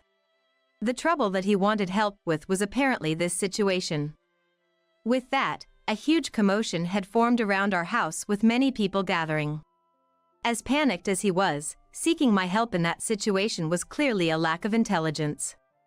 I hadn't heard from Evelyn at all, and my mind was already made up. I'm sorry, but can you leave? I'm not feeling well, and my parents are about to arrive. Do our parents know about this? I want to apologize. Can I stay? He spoke in a pitiful, muttering voice. What are you saying? I don't care about your apologies. I'm busy, so please leave. Don't say that. Where's the baby? I just want to see her and then I'll go. Just leave. There are other pregnant women here, so get out. I replied coldly and, as he still stood there, I turned my back, lay down, and covered myself with a blanket. Hey, I'm sorry. Can you call Mommy for me? I want to send her a picture of the baby. Can I call a nurse? Unbelievably, Scott reached out and shook me, just as I was about to lose my patience and push him away. What are you doing? Don't touch her. My parents entered the room. My mother rushed to my side and pushed him away. How dare you shake someone who just gave birth? And to show up without considering the situation. I'm disappointed in you. Get out now. Her fierceness, which I had never seen before, overwhelmed Scott, and he finally left the room. My father followed him, likely giving Scott a thorough scolding. During my hospital stay, I refused to see him and took the baby back to my parents' house after being discharged. Concerned about him doing something, I initiated the divorce over the phone without meeting him. I told him about the divorce papers to be mailed and the compensation claim, ignoring any objections from him. The compensation was for the scrapes and bruises I got when he forcefully made me get out of the car. He tried to make excuses, but I silenced him by mentioning the testimony of Misty and her husband and the photos of the injuries taken that day. The lawyer said the costs for his malicious actions towards a pregnant woman would be significant. While I was busy with the baby, Evelyn barged into my parents' house once. The rumor spread by Misty persisted, and the neighbor's gaze was cold. She blamed everything on me for not respecting her and her son, but my strict father handled it all. Both Evelyn and Scott were dealt with by my father, making me think it should have been this way from the start. But he said, the head of the family doesn't always stand out in the open. He was strangely trying to be cool about it. When I became accustomed to parenting, I invited Misty to my parents' house and introduced her. She quickly became friends with my mother, as they were of the same generation, and we all agreed to keep in touch. During that visit, Misty shared a story she had heard from a friend who works part-time at my ex-husband's company. Her friend, like Misty, loves gossip and apparently let slip the story of Scott to others. This quickly spread and was exaggerated, leading to a decline in his reputation. The contrast between his portrayal as a dedicated new father and the reality had a significant impact, and he resigned from his job, facing cold treatment from his bosses and colleagues. Now in his late 30s, jobless and without qualifications, he became a recluse, living off Evelyn's pension and savings, fearful of the neighbor's judgment. Years later, out of the blue, I received another call from him. Hey, where are you? I'm in front of your parents' house, but nobody's inside. His first words were curt, so I responded similarly. Can't you understand? We've moved. What do you want? Moved? Did you use the compensation money I gave you to enjoy yourself? Come back right now, let's start over. Mommy wants to see you too. Your words make no sense. Why would I benefit from going back to you? Still talking about Mommy after all this time? I don't want to hear anything from you, so don't call me again." I hung up without waiting for a reply, and my phone kept lighting up for a while. After finally setting up call blocking, I started receiving messages from him, asking for reconciliation. I read them just in case, but they were all nonsensical, saying things like, "Don't you feel sorry for the child not having a father? It's ungrateful not to let mommy see you after all she's done for you." So, I deleted all the messages and changed my email address. Although what happened was awful, it allowed me to proceed with the divorce advantageously and impose sanctions on him. Having such a worthless person in our lives would be worse for my child. Thinking so, I've been enjoying a relaxed parenting life, supported by my parents, who have become wonderful grandparents. When my husband is at work, he thinks he's royalty. "You get suspicious because you do whatever you want," he accuses. I was trembling with anger at my husband's selfish words. I swore in my heart that I would never forgive him, and that I would get my revenge. My name is Luna. I'm 26 years old. My husband Jackson is 35, and we've been married for 3 years. But I have a problem. It's about Jackson's mother, my mother-in-law, Grace. Grace is oddly suspicious of me having an affair. I know why. Jackson's brother Matthew recently got divorced because of his ex-wife's affair. I've met her a few times, but she never seemed like that kind of person. However, she fell for her affair partner and left Matthew, abandoning their home. Matthew was so shocked by his ex-wife's infidelity that he changed drastically after the divorce. Once cheerful and always smiling, he became withdrawn, not leaving his room for days. He couldn't go to work and was diagnosed with depression at the hospital. Because of that, he had to quit his job, which had been going well. Seeing Matthew's life thrown into chaos because of the affair, Grace became overly worried that Jackson might suffer the same fate. Grace, always a worrier, even had me investigated before we got married. She hired a detective agency to look into my background. I found out when friends and colleagues at work told me strangers were asking about me. I was perplexed to learn I was being investigated behind my back, but my desire to marry Jackson was so strong that I didn't pay much attention to it. But with the recent divorce drama of my brother-in-law, Grace started openly suspecting me. "Luna, you got home after 10 p.m. yesterday. What were you doing out so late?" She would ask such things abruptly when I visited my husband's family, without even a greeting.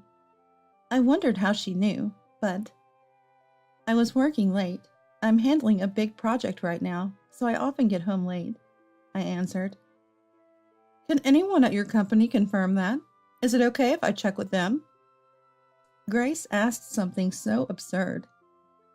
"Please don't ask my colleagues. It would be a hassle for them." "Well, if that's the case, it can't be helped. Nowadays, you can track someone's location with their cell phone. Set up your phone so I can see your location on my mobile." She kept making unreasonable demands. Normally, I would refuse outright, but I was worried she might really contact my workplace. I had nothing to hide, and if it would keep her quiet, I reluctantly shared my location with Grace, without giving it much thought. However, this turned into a huge hassle. Grace began calling me frequently, even during work hours, whenever I stepped away from the office. "Luna, you're not at your company. What are you doing?" "What do you mean, Grace? I'm working. I'm heading to an important meeting with a client right now." "Really? Isn't that the area known for its busy streets?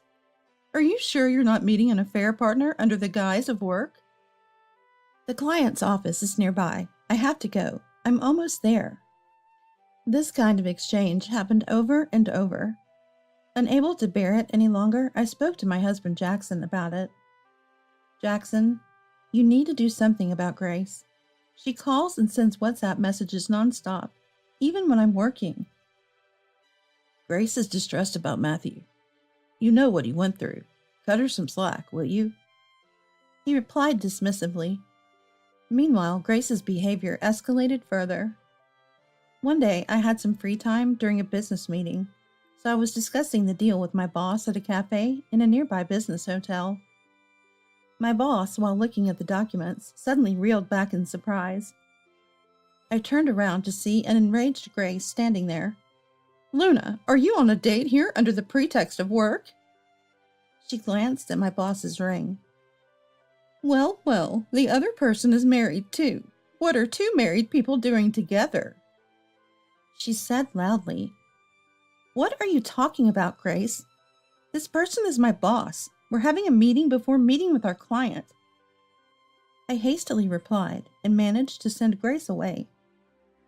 After apologizing profusely to my boss, I somehow managed to defuse the situation, but I was at my limit. When I got home, Jackson was already there, watching TV.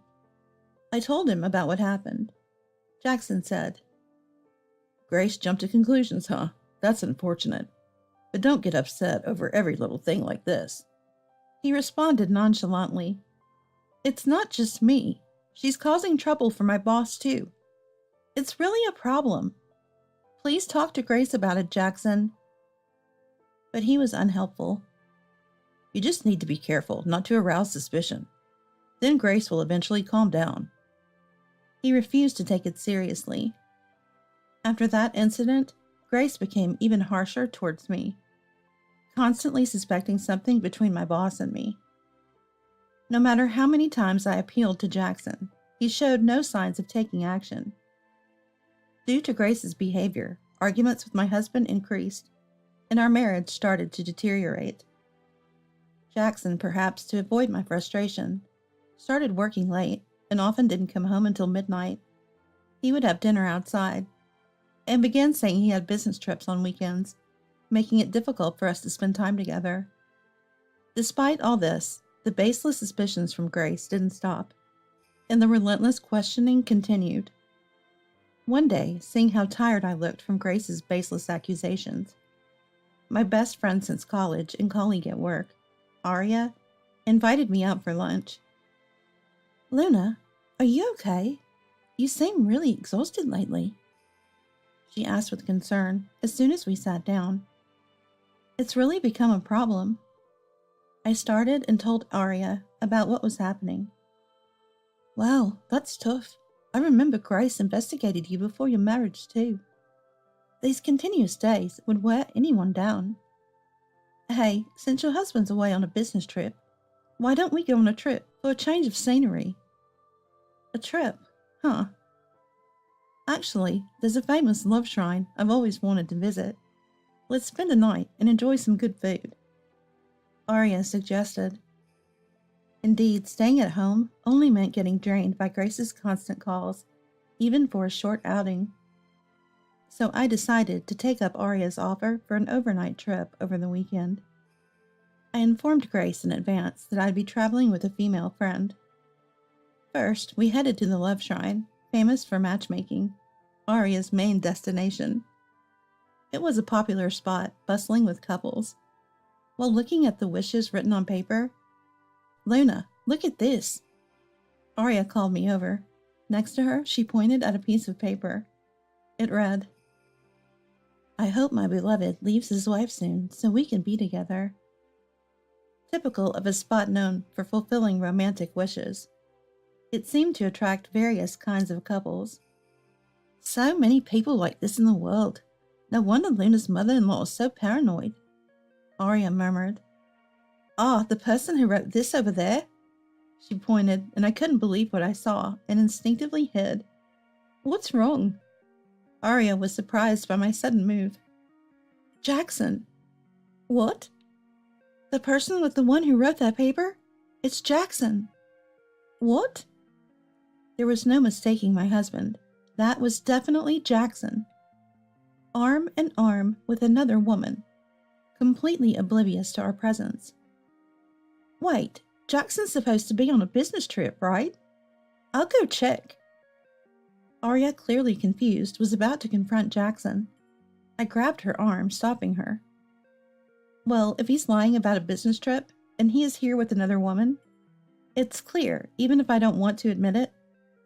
But if we confront him now, he'll just make excuses. Whether we're getting back together or separating, we need to hold him accountable. We need evidence. Though I was shocked, I calmed down Arya, who was even more affected. Evidence. Muttering this, Arya began to take pictures of the two with her smartphone. Let's follow them. If we can get a picture of them entering a hotel, it'll be even stronger evidence. Arya then looked at me worriedly. Sorry, I got a bit carried away. I just can't stand to see you look like this, Luna. You can go back to the inn first if you don't want to see this. I felt a warm surge of gratitude and reassurance for Arya's kindness. Thanks, Arya, but I'm okay. I want to see it with my own eyes. Resolved, Arya and I followed Jackson and the woman, capturing the moment they cozily entered a hotel arm in arm on our mobile phones. This was indisputably an affair. The next night, when Jackson returned from his trip, I casually probed him. Welcome back. How was your business trip? Where did you go? To the neighboring state. Why ask? Doesn't matter where I went. I'm exhausted from working for 2 straight days. What did you do over the weekend? I went on an overnight trip with Arya. A trip? Huh, must be nice to do that while your husband's working. No wonder Grace suspects you. I'm tired. I'm going to take a shower. With those unbelievable words, Jackson headed to the bathroom. Unbelievable. He doesn't mention his own affair, but blames me instead. My anger reached its peak. Ah, I see. So he hadn't stopped Grace's attacks on me to keep the focus off himself. Seeing Jackson's attitude, any thought of reconciling with him disappeared. But I couldn't let my anger out now. Before thinking about divorce, I needed more evidence to turn things in my favor. I decided to start my revenge against Jackson. First, I told Arya about it. So you decided to leave him. I support your decision, Luna. I'll send you the photos we took at the shrine. Having Arya's support felt incredibly empowering. Thank you. I expressed my heartfelt gratitude. Then I began to gather solid evidence of Jackson's affair. Unaware that I was onto him, Jackson was quite careless. His phone wasn't locked, and their WhatsApp exchanges were full of incriminating evidence. They had also exchanged numerous photos, and I was able to figure out the woman's identity and address. With solid evidence in hand, I pondered my next move. Meanwhile, Jackson, oblivious to my actions, approached me. We're gathering at my parents' house for Christmas this year. Get ready for that. Understood. Oh, and I have work on Christmas, so I'll probably stay at the office. I'll head directly to my parents' house the next day around noon. How effortlessly he lied. So he was planning to spend Christmas with her. As I thought about this, with a detached feeling. Hey, are you listening? Don't laze around just because I'm not there on Christmas. As usual, send out Christmas cards with both our names. Jackson ordered arrogantly. That's it, I realized. The perfect revenge. Of course, I'll write and send out the Christmas cards with our names on them, I replied. I put extra effort into the Christmas cards and mailed them. Having done what needed to be done, I felt relieved as Christmas approached. The next day, I visited Jackson's parents' house around noon, expecting him to have arrived.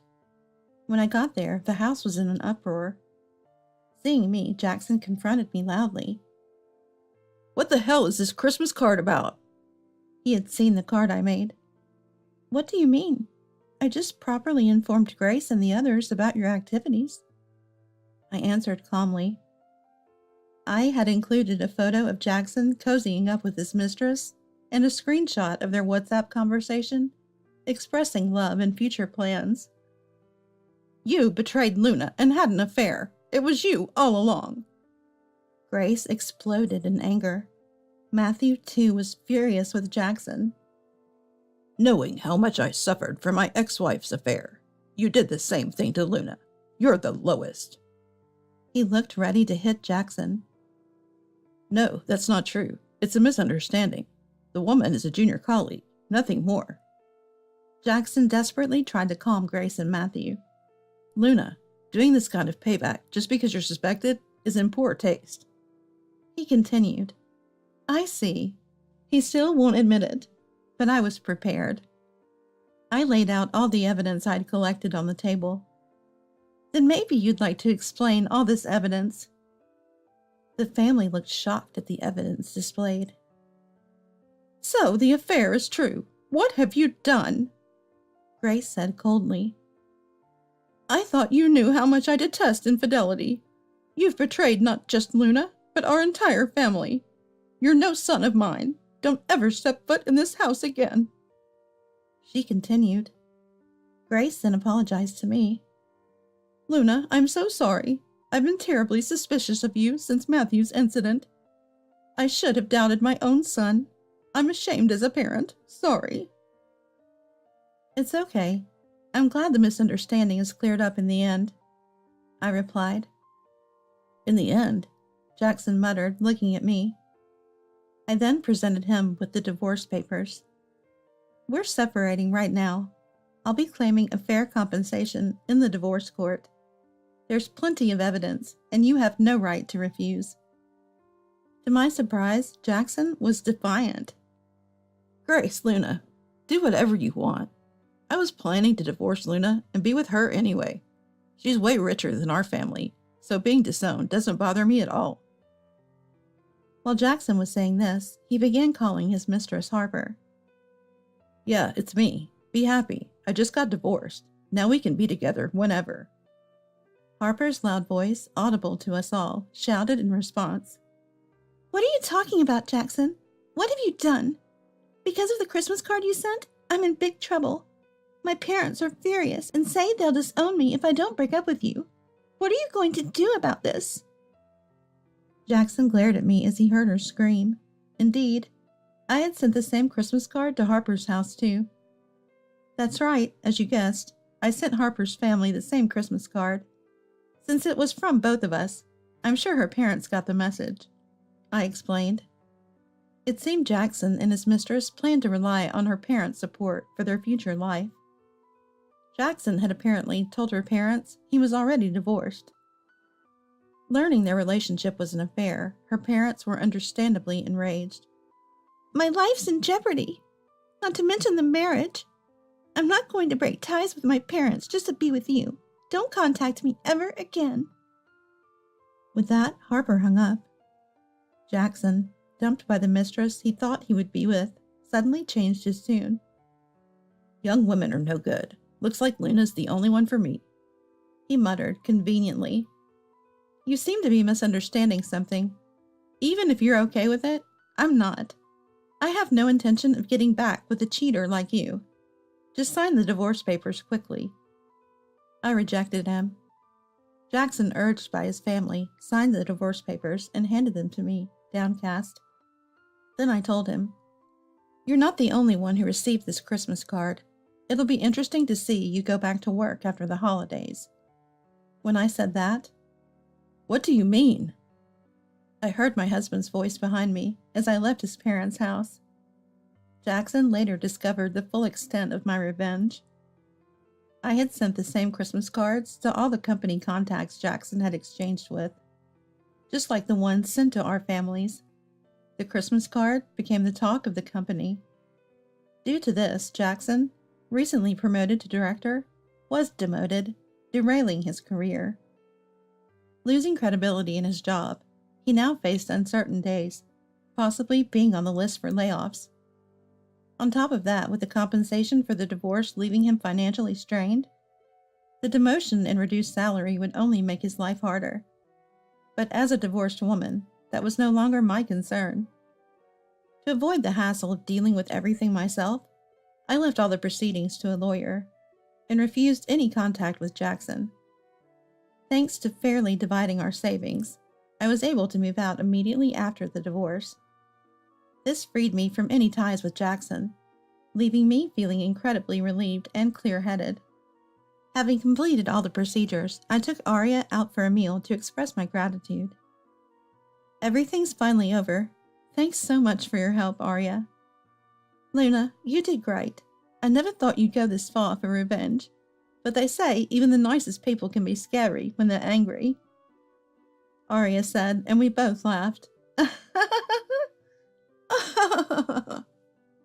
Hi, Luna. As a reward for all this, let's go on a revenge trip. A revenge trip? Yes, back to that matchmaking shrine. Last time we couldn't really make our wishes because of everything going on. Thanks to that, I'm still single. Arya joked, puffing her cheeks. Indeed, the paper written by Jackson's mistress wished for Jackson and me to split so she could be with him, a wish that, in a way, was half fulfilled. In that sense, the shrine might actually have some power. I laughed at the thought. Luna, what are you laughing about? Arya asked. Nothing, I replied, and we began planning our trip. Mother-in-laws and daughter-in-laws are strangers. We don't interact except at weddings and funerals. Dale, my daughter's fiancé, said with a smile during the family meeting for her wedding. What do you mean by that, Dale? In your family and mine, we live in different worlds. Dale suddenly raised his voice at Mimi. That's right, Mimi. Mother-in-law? I was actually against welcoming you as a wife. Misty, Dale's mother, began with a weary tone. What? Mimi seemed shocked. I only agreed to this marriage because Dale insisted. You're right, Mom. We can't depend on Mimi for financial support. They're poor, Dale added. Mimi was dumbfounded. My husband furrowed his brows, looking puzzled. Understood. Mom? Mimi looked at me as if questioning my response. We'll also maintain our distance as strangers, not just at weddings and funerals. We won't interact at all, I stated firmly. My name is Elise, 61 years old, nearing retirement age. I used to work for a major company, but now run a small business with my husband, Tyler, a former colleague. We're thriving, and it's reassuring to work together. Our daughter, Mimi, is our beloved only child. Busy with work, we could only spend rare days off with her. Sometimes I had to multitask with work calls, even then. Yet Mimi always clung to me since she was little. When I was down about a mistake at work, she would pat my head with her small hands, asking, Are you okay, Mom? Although busy, I'm grateful she grew up to be a considerate and kind child. After Mimi started working, she introduced us to Dale. My first impression of Dale was of a refreshing, good-natured young man. He and Mimi worked at the same company, in a supervisor-subordinate relationship. They started dating after he encouraged her through a work mistake. Dale was a handsome, modern-looking young man.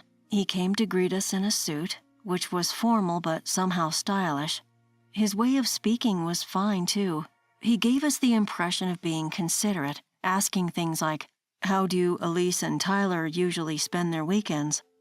I've decided to get married. One day, out of the blue, Mimi announced.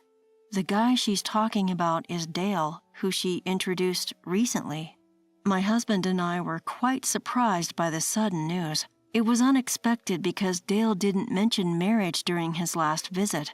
Back then, Mimi only said they were considering their future, so this sudden development left us baffled. Mimi said, At first I thought it was too soon for marriage. We've been dating just about a year.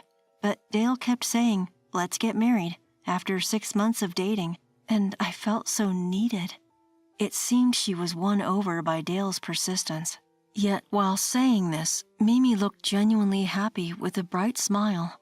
My husband also seemed thrilled, saying, I've always dreamed of going fishing with my son-in-law, his joy visibly apparent.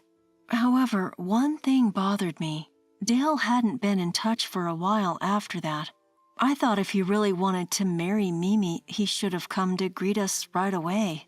When my husband proposed to me, he immediately discussed visiting my parents and came in a neatly tailored suit. But Dale hadn't done anything like that. I wondered, is this how all young people are these days? By the way, Elise and Tyler, where do you work?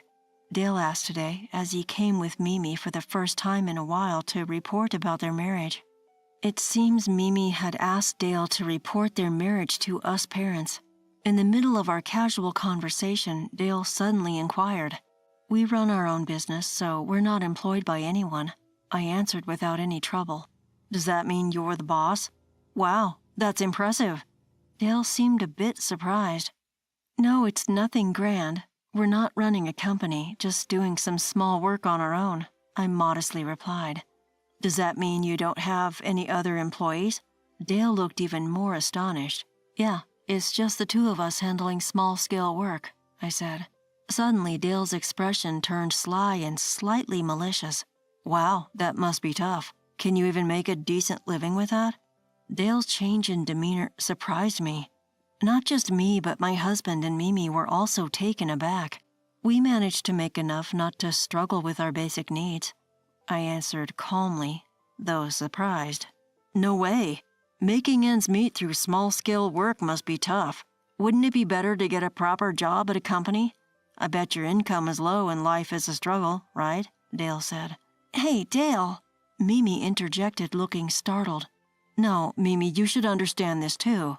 Being employed at a proper company and becoming a high-income earner like me or my dad, that's normal, Dale said, looking smug. Mimi argued back, not backing down. That's not true. Any job can be great if you take pride in it. Being a company employee isn't everything. Well, Mimi, being raised by Elise and Tyler who run a small business, this might be hard for you to understand. Sorry, Dale said, laughing it off. My husband frowned and Mimi kept apologizing with a guilty face. I felt quite upset by Dale's attitude. Then, on the day of the family meeting for the wedding, we met Dale again, who hadn't apologized since his disrespectful marriage announcement. No apologies came through Mimi either.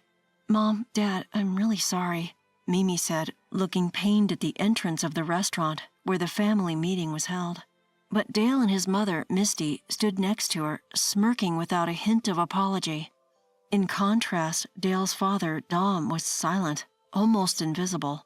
Thank you for your time today, Mimi politely thanked Dale's parents. No problem, Dale insisted. You should be thanking us, Misty said with a nasty smile, making Mimi's face tense. Misty's condescending attitude was clearly off-putting.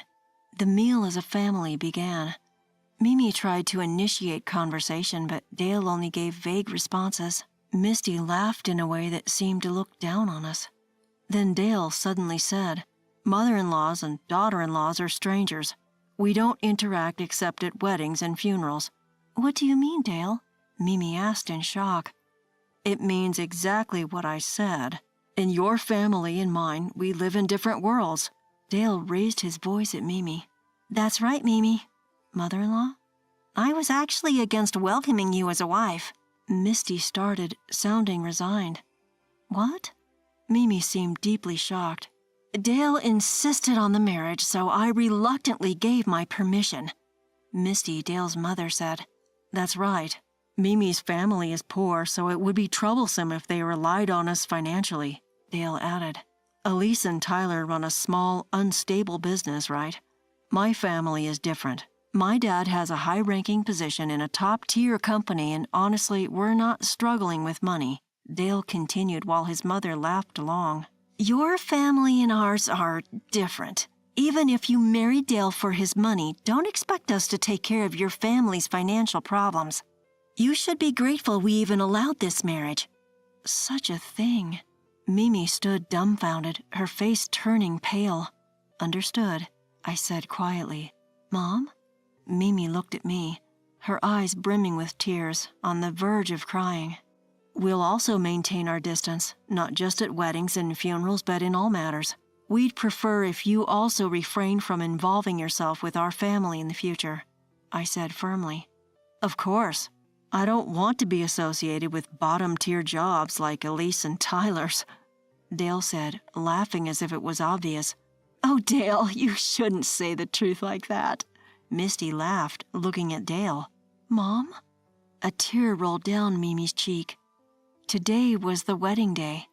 I had repeatedly advised Mimi to call off the wedding, but she refused, and her reason was shocking. Dale is threatening me. I want to continue at my current job, but Dale said if I break off the engagement, he'll spread lies about me at work. Dale's true colors were finally evident to Mimi. He was not only Mimi's superior, but highly trusted by others. He seemed to be wearing multiple masks of deception. Apparently, he was popular with women and his colleagues envied his marriage. But that was only until today. Today, I planned to bring Dale down to rock bottom. The wedding ceremony went smoothly, and it was time for the reception to begin. Mimi entered with Dale, her smile strained. She seemed to be forcing herself, and my husband looked worriedly at her. Oblivious to Mimi's struggle, Dale was waving cheerfully at the company executives, colleagues, and subordinates he invited to the reception. Then the moment finally arrived. The host announced, "Now we will have a toast by the bride's mother, Elise." Applause erupted instantly. Dale and Mimi's colleagues from their company clapped, smiling at us. "Thank you for gathering here today, as the mother of the bride and the co-owner of a law firm." Yes, I actually run a law firm with my husband. Originally, I held a position in a major law corporation, but I decided to start my own firm and do things my way. It turned out to be a great success.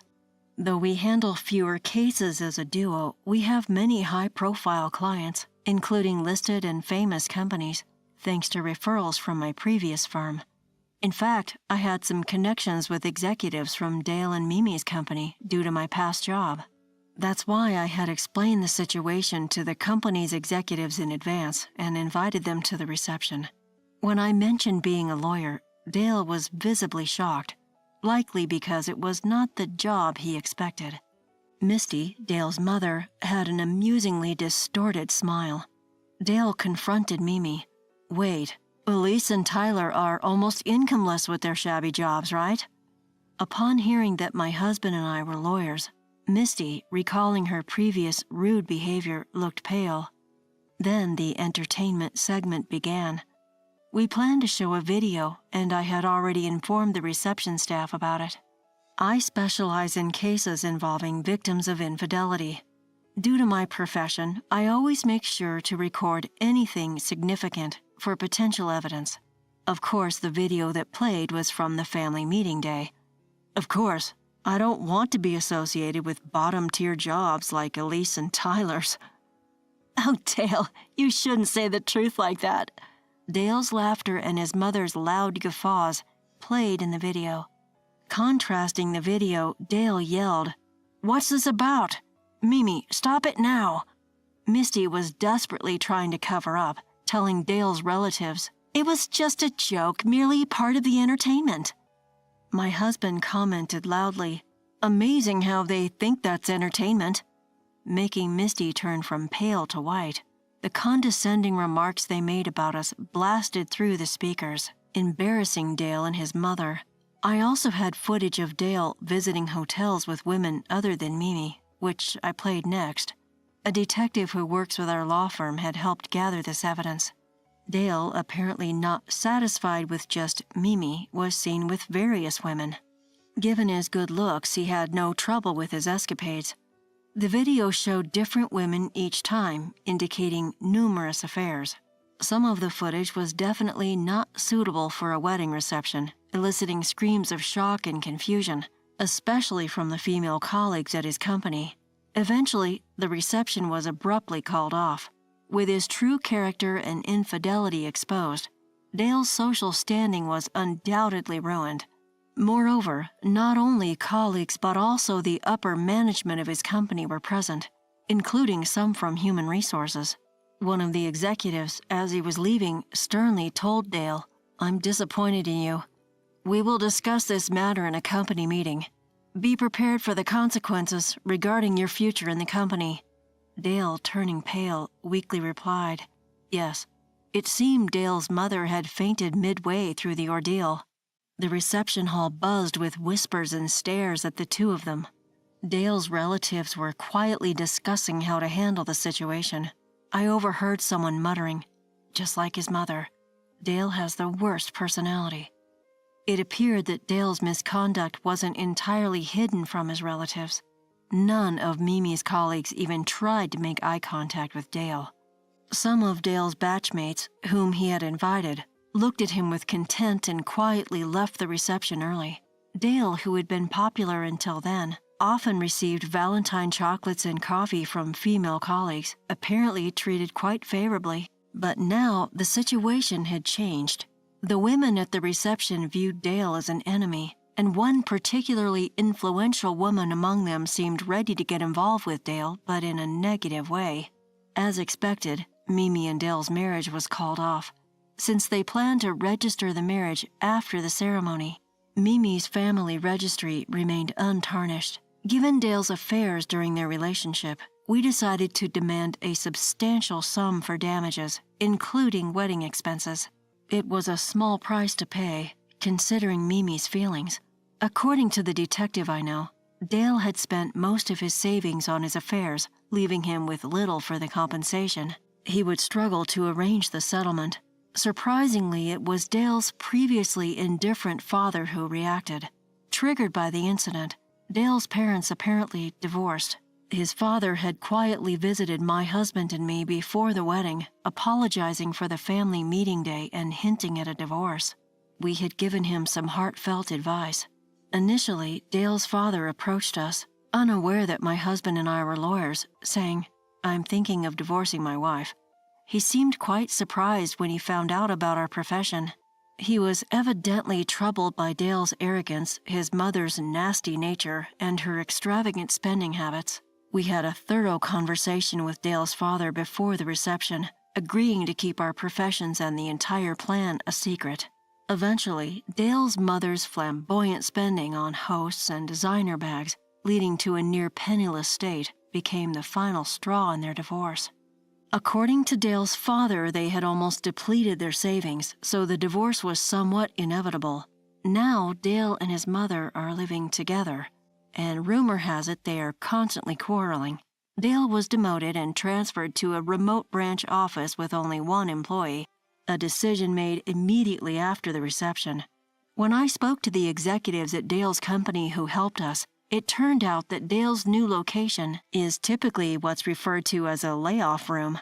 Dale repeatedly called me after his transfer, apparently realizing that I had connections with the company executives and could potentially influence his career. "You are actually amazing people, right? If only you had told me earlier that you were doing such respectable jobs, I wouldn't have acted that way. Isn't this partly your fault too? Please, talk to the executives so I can get a promotion." I was appalled at Dale's nerve to call me with such requests and surprised that he still thought I could influence his promotion. "Dale, remember what you said? Mother-in-laws and daughter-in-laws are strangers. We don't interact except at weddings and funerals. You and your mother are now complete strangers to us. Whatever happens to you is none of our concern. We have no intention of ever interacting with you again," I told him. I also warned him that if he continued to call, I would involve the police. It's puzzling how someone with such a delusional mindset like Dale could have been so well regarded. Even with a good-looking face, his other qualities were far too negative. He must have deceived everyone with his charming smile. Mimi was ambushed several times by Dale before his transfer, begging her to reconsider their relationship. Despite his deep apologies, Mimi elegantly ignored him. After being treated so horribly, it's only natural she wouldn't want anything to do with him. Repeatedly, Dale's mother also called and wrote letters saying, "Please reconsider with Dale." Desperate because her only source of income was her beloved son, she was relentless. Of course, we firmly refused any contact with Dale's mother. Regarding the phone calls, my husband firmly said, "Could you please not rely on our family? After all, we are complete strangers to you. Besides, since you think of us as poor, you shouldn't need our help, right?" He then forcefully hung up the receiver. He also tore up the letters, clearly very upset by the whole situation. Of course, we consulted with the executives of Dale and Mimi's company about this matter. They assured us that they would handle it well, which was a relief. Dale's situation might become worse than just being relegated to a layoff room. He's completely off the elite track now, and it's even uncertain if he can stay in the company at all. Well, it's all a result of his own actions. As long as he can earn enough to cover the compensation, that's all that matters. Mimi went through a lot, but she eventually recovered. Perhaps because of what happened, her colleagues were sympathetic and supportive. Having connections with the company's executives through me also seemed to play a significant role. The executives regularly checked in on Mimi, so she didn't face any bad rumors or defamation at work. Being diligent at her job, Mimi is considered a promising employee, and a promotion isn't out of reach. 5 years have passed since then. After the incident, Mimi fell in love with someone she met through a business deal and eventually married. Now she's the mother of a lovely 3-year-old boy and a 1-year-old girl. Her husband, not only serious and devoted, but also more handsome than Dale, is a doting father, always looking after the kids. Mimi often brings her children over, and my husband and I love spending time with our grandchildren. We also have a good relationship with her husband's parents, and frequent family meetings are held. Looking ahead, I plan to lead a busy but fulfilling life, balancing work and family time with my grandchildren. Terrible, Christy. What have I ever done to you? I don't need you anymore. I'm going to live with Mom, so pack your bags and get out. Cutting off my words, my mother-in-law and husband said that. They had no intention of listening to me. I felt my feelings for them cooling. I'm Christy, 27 years old. I've been married to Albert for a year and a half. Albert can be indecisive, but I thought it might be better to be with a more docile person every day, so I decided to marry him. We're a dual-income couple, and we've been cooperating and getting along well. Then the incident happened right after the New Year. The signal for the start of the incident was the doorbell that rang at 7 a.m. on Sunday. We, as a dual-income couple, are still asleep at 7 a.m. on Sundays. We're too tired from the weekdays to wake up easily. But we finally gave in to the persistent doorbell, ringing again and again. Hello, who is it? I looked at the monitor with sleepy eyes and a groggy voice. There stood my mother-in-law, Greta. Christy, why have you made me wait so long? What? Huh? What, Greta? Greta's cries echoed early in the morning. Shocked, I woke up Albert. I hurried Albert, who was still half asleep, and we opened the front door in our pajamas. Mom, what's going on this early in the morning? Albert, help me, please, I've been thrown out. Saying that, Greta cried even louder. Come in for now. Greta sat down in the middle of the 3-seater sofa, once inside. What happened, Mom? Did you fight with Becky? We didn't fight. Becky unilaterally kicked me out. Becky is the wife of Albert's brother, Ken. Greta lives with Ken and Becky. I made the excuse of preparing tea for 3 to escape to the kitchen. What does it mean that Greta was kicked out of Ken and Becky's house? I listened while waiting for the kettle to boil. They always said I made the utility bills high, or they didn't like the taste of my cooking. It's been like that ever since we started living together. Terrible, isn't it? Greta sure is energetic this morning. Her endless complaints keep coming. I sighed deeply. Actually, Greta and I don't get along very well. We just don't click. If I choose right, Greta chooses left. If I say something is good, she says it's bad. It's like that in everything. Greta, Ken, and Becky were already living together when Albert and I got married, so I was relieved that I wouldn't have to live with Greta. But this was a bolt from the blue. I never expected Greta to be kicked out and come to our house. This morning I finally couldn't stand it and talked back, and then they told me to get out. I'm so sad and ashamed. I thought Becky wasn't that unreasonable, but is it true? Tea's ready. Thank you, Christy. You're on my side, right? Great. I have nowhere else to go. Please let me stay here. What? I really struggle with Greta's habit of unilaterally deciding things. I had a hard time at our wedding because of this. She decided on the wedding cake and dress on her own. Don't decide on your own. It's our wedding, Albert's and mine. And since Greta and I have opposite tastes, none of it matched what I had in mind. I had a tough time convincing Greta not to create a fuss and changing things to match our wishes. Bitter memories. Even after getting married, she makes plans without considering our convenience. We had to reschedule or adjust work because of her. I have common sense, you know. I wouldn't dream of taking Christy's room. I'll just borrow a little space in Albert's room, so don't worry. No. Common sense, really? And live here? This is all so sudden. Our home is a 2-bedroom, company-owned house. Albert and I each have our own room. There's no spare room. Even if she borrows part of Albert's room, our house is small. It was inevitable that problems would arise immediately. Is she really going to settle here? Greta? A crazy thing happened on a Sunday morning. After breakfast, Greta holed up in Albert's room. Albert went into his room to listen to Greta's story. I sighed deeply while cleaning up after the breakfast for 3. First, I decided to talk to Becky. Since Albert is listening to Greta, I'll leave that to him. I need to understand the situation by combining both sides of the story. Albert, Greta, I'm going out to do some shopping for lunch. I called out from the living room, and Albert and Greta showed their faces from the door. Take care.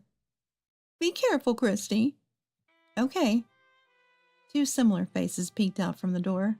They really are mother and son, I thought again. I went shopping and stopped at the park to call Becky. I had emailed her before leaving the house, so Becky answered quickly.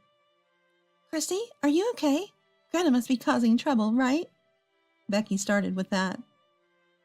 Becky, are you feeling mentally drained? It's Ken who's suffering more. Ken? Huh? Ken, who Greta never mentioned, is struggling? What does that mean? What did Greta tell you? Well, I honestly told Becky everything I heard from Greta. Then Becky, with a serious tone, said, I thought as much. Don't believe what Greta says, Christy. Becky's story went like this. Before living together, Greta, Ken, and Becky had discussed how much money each would contribute to the household monthly. But that only lasted a few months. Greta stopped contributing money at all. Ken repeatedly asked Greta to stick to the agreement, but she wouldn't listen. Greta had quit her job unexpectedly. Then she began taking money that Becky left at home for expenses, including food and the kids' ballet class fees. When Becky protested, Greta played the victim. The situation had actually been going on for a while. Albert and I had no idea. Ken and Becky started avoiding leaving money at home. Proud Greta didn't ask Ken and Becky for money, managing with her savings and pension. Then Albert got involved. We had given Greta some money, saying he won big in gambling. That's when things changed. Greta started belittling her eldest son and praising her youngest. And this morning, I'm fed up with this awful life. Albert will treat me better. Greta stormed into Ken and Becky's bedroom saying that, and then left. That was just before 6 a.m. today. I was puzzled. Greta's story was completely different. Becky advised me worriedly, whatever you do, don't make promises to Greta. Don't believe her. Understood. I ended the call. As I shopped, I compared Greta and Becky's stories. They didn't match at all. What should I believe? For now, I need to talk to Albert. I'm back. When I returned home, Greta and Albert had moved to the living room. They greeted me with smiles. Welcome back. We're going out to buy things Mom needs for living here. You rest, Christy. We'll have lunch out. What? I said I was going out for lunch shopping, right? Eating out. And what does she mean by things for living here? Is she really planning to stay? For how long? Not forever, right? Then we're off. Wait, just a minute. Albert and Greta left without listening to my objections. You must be kidding. I couldn't believe it. I don't care if it sounds narrow-minded. Living with Greta? No. It would be stressful, overwhelming, a life of constant tolerance. What should I do? It seems Greta had no intention of returning to Ken and Becky's. Albert appears accepting of living with Greta. I doubt Ken and Becky would chase after Greta if she left. This is bad. I'm at a complete disadvantage. I feel like despairing, complaining and rolling onto my bed. I suddenly felt something off. The arrangement of my cosmetics was different. Did Greta use them? If she wanted to use them, she could have asked. But more than that, I don't like someone entering my room without permission. I don't have proof yet that Greta entered my room and used my makeup, but I felt a sense of disgust. Perhaps I'm being overly sensitive after hearing Becky's story. Still, I definitely felt something was off. I start to search my room anxiously. Closet, bookshelf, small item storage. Ah! I exclaimed involuntarily. $100 was missing from the $300 I had put in a drawer to deposit in the bank tomorrow. There should have been $300, but only $200 was there. No way. Becky's story seemed more credible now. Her previous information and the missing $100. The image of Greta taking money from our home became vivid in my mind. I felt alarmed. I couldn't handle living with someone I didn't get along with, especially if money issues were involved. This couldn't go on. I absolutely couldn't live with Greta. Albert and Greta returned at 9 p.m. I finally got to talk to Albert when Greta went to take a bath. Hey, what are we going to do about Greta? She's going to live here. I don't want that. I can't live with her. Huh? What's that about? What can I say? You're heartless. Mom was kicked out of Ken's house. It seems she left on her own. I talked to Becky. Even so, we can't just turn away Mom with nowhere to go. Not right away. She could rent an apartment or something. Once she's ready, she could move there. You know, Greta and I don't get along. You're just dismissing all of Mom's concerns. You were the one complaining about her, remember? Was I? I forgot. But living together isn't so bad. Mom said she'll contribute to the household. I don't trust her promises. Christy, that's terrible. What have I done to you? A high-pitched scream came from behind. Greta had come out of the bath and into the living room. It hadn't even been 5 minutes. You think that about me? I can't leave my dear Albert with someone like you. Break up. Huh? Break up? That escalated quickly. Albert is wonderful. He respects his parents and is caring, much better than Ken. It's a shame he's the second son. I can't let someone as twisted as you have him. Break up. I'll live with Albert. Leave. Greta was ranting but somehow smiling. Something was off. Greta, why are you smiling like that? What? You finished your bath too quickly. Were you waiting outside the room, hoping I'd say something wrong? Your hair is dry, but I didn't hear a hairdryer. That's not true. How rude. Greta was clearly flustered. Looking at Albert, he was avoiding eye contact. How obvious. They were conspiring to kick me out. I felt anger towards them. Who's the terrible one now? Albert, what is this about? Me? As if there's anyone else here to call upon. Albert looked back and forth between me and Greta. Me with my eyes narrowed in anger, and Greta with her wicked smile. Albert, it's okay, just say it. Greta urged Albert. Then he nodded and spoke up assertively. I want to live with Mom, not you. You're the one who should leave. Pack your bags and go. Huh? My voice came from deep within, making Albert flinch. See, Albert also can't live with you. You're the problem, Christy. Greta pointed at me as if accusing a criminal. That's right. That's right. Albert joined in, waving his arms. What a coward. Scared just a moment ago. My love for Albert disappeared at that moment. Completely and utterly. What kind of man is this? He didn't listen to me at all, just followed Greta's words. Infuriating. Unforgivable. Fine, divorce it is. Divorce? Christy, how understanding of you at the end. That's great, Albert. That's not the response to a grand gesture like this. I don't need alimony. I'll take all the furniture and appliances I bought. That's okay, right? Sure, that's fine, right, Albert? Greta was in a good mood. Albert was flustered by the rapidly progressing situation. You'll regret this, I thought. That night, we downloaded the divorce papers from the City Hall's website and filled them out. It felt impulsive, but I couldn't stand a life parasiticized by Greta. I didn't need an Albert who treated me as an inconvenience either. Greta volunteered to be a witness on the divorce papers. I asked Becky to be the other witness. We submitted the divorce papers promptly. I also advanced the moving out process. After filing for divorce, I stopped talking to Albert and Greta completely. We were like strangers who happened to be on the same flight. The atmosphere was not comfortable. but it was just a matter of enduring until I moved out.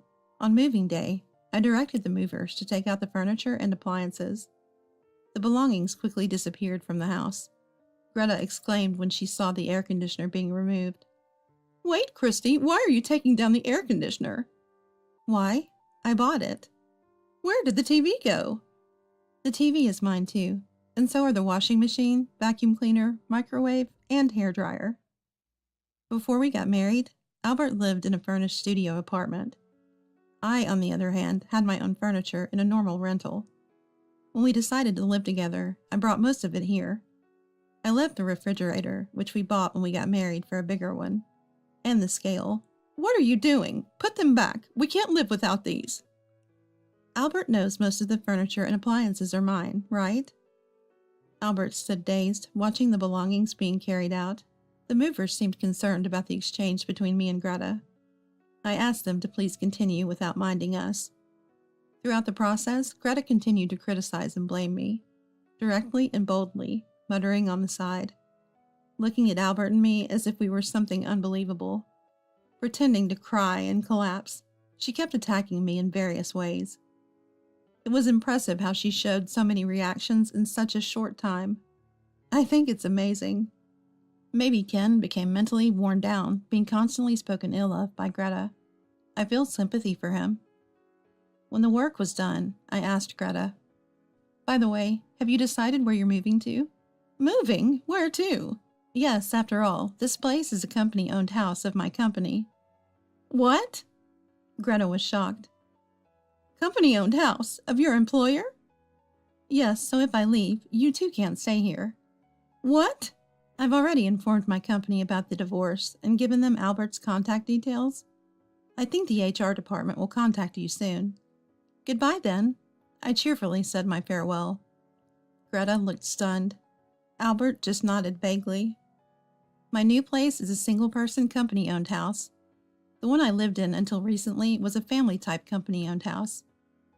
Moving has shortened my commute and given me more time in the mornings. Housework is just for one now. I can even enjoy a drink whenever I like. How comfortable it is to live alone. I was appreciating the joys of living alone when my phone rang after work. It was Albert. Feeling good from the drink, I unwisely answered, even though I should have ignored it. "Christy, I was wrong. Come back," Albert exclaimed as soon as the call connected. "I'm already home." "Not that home. I mean, come back here." Why?" What a ridiculous thing to say. I couldn't help but laugh. "The HR department from your company contacted me. They said I could stay here." "That's good for you."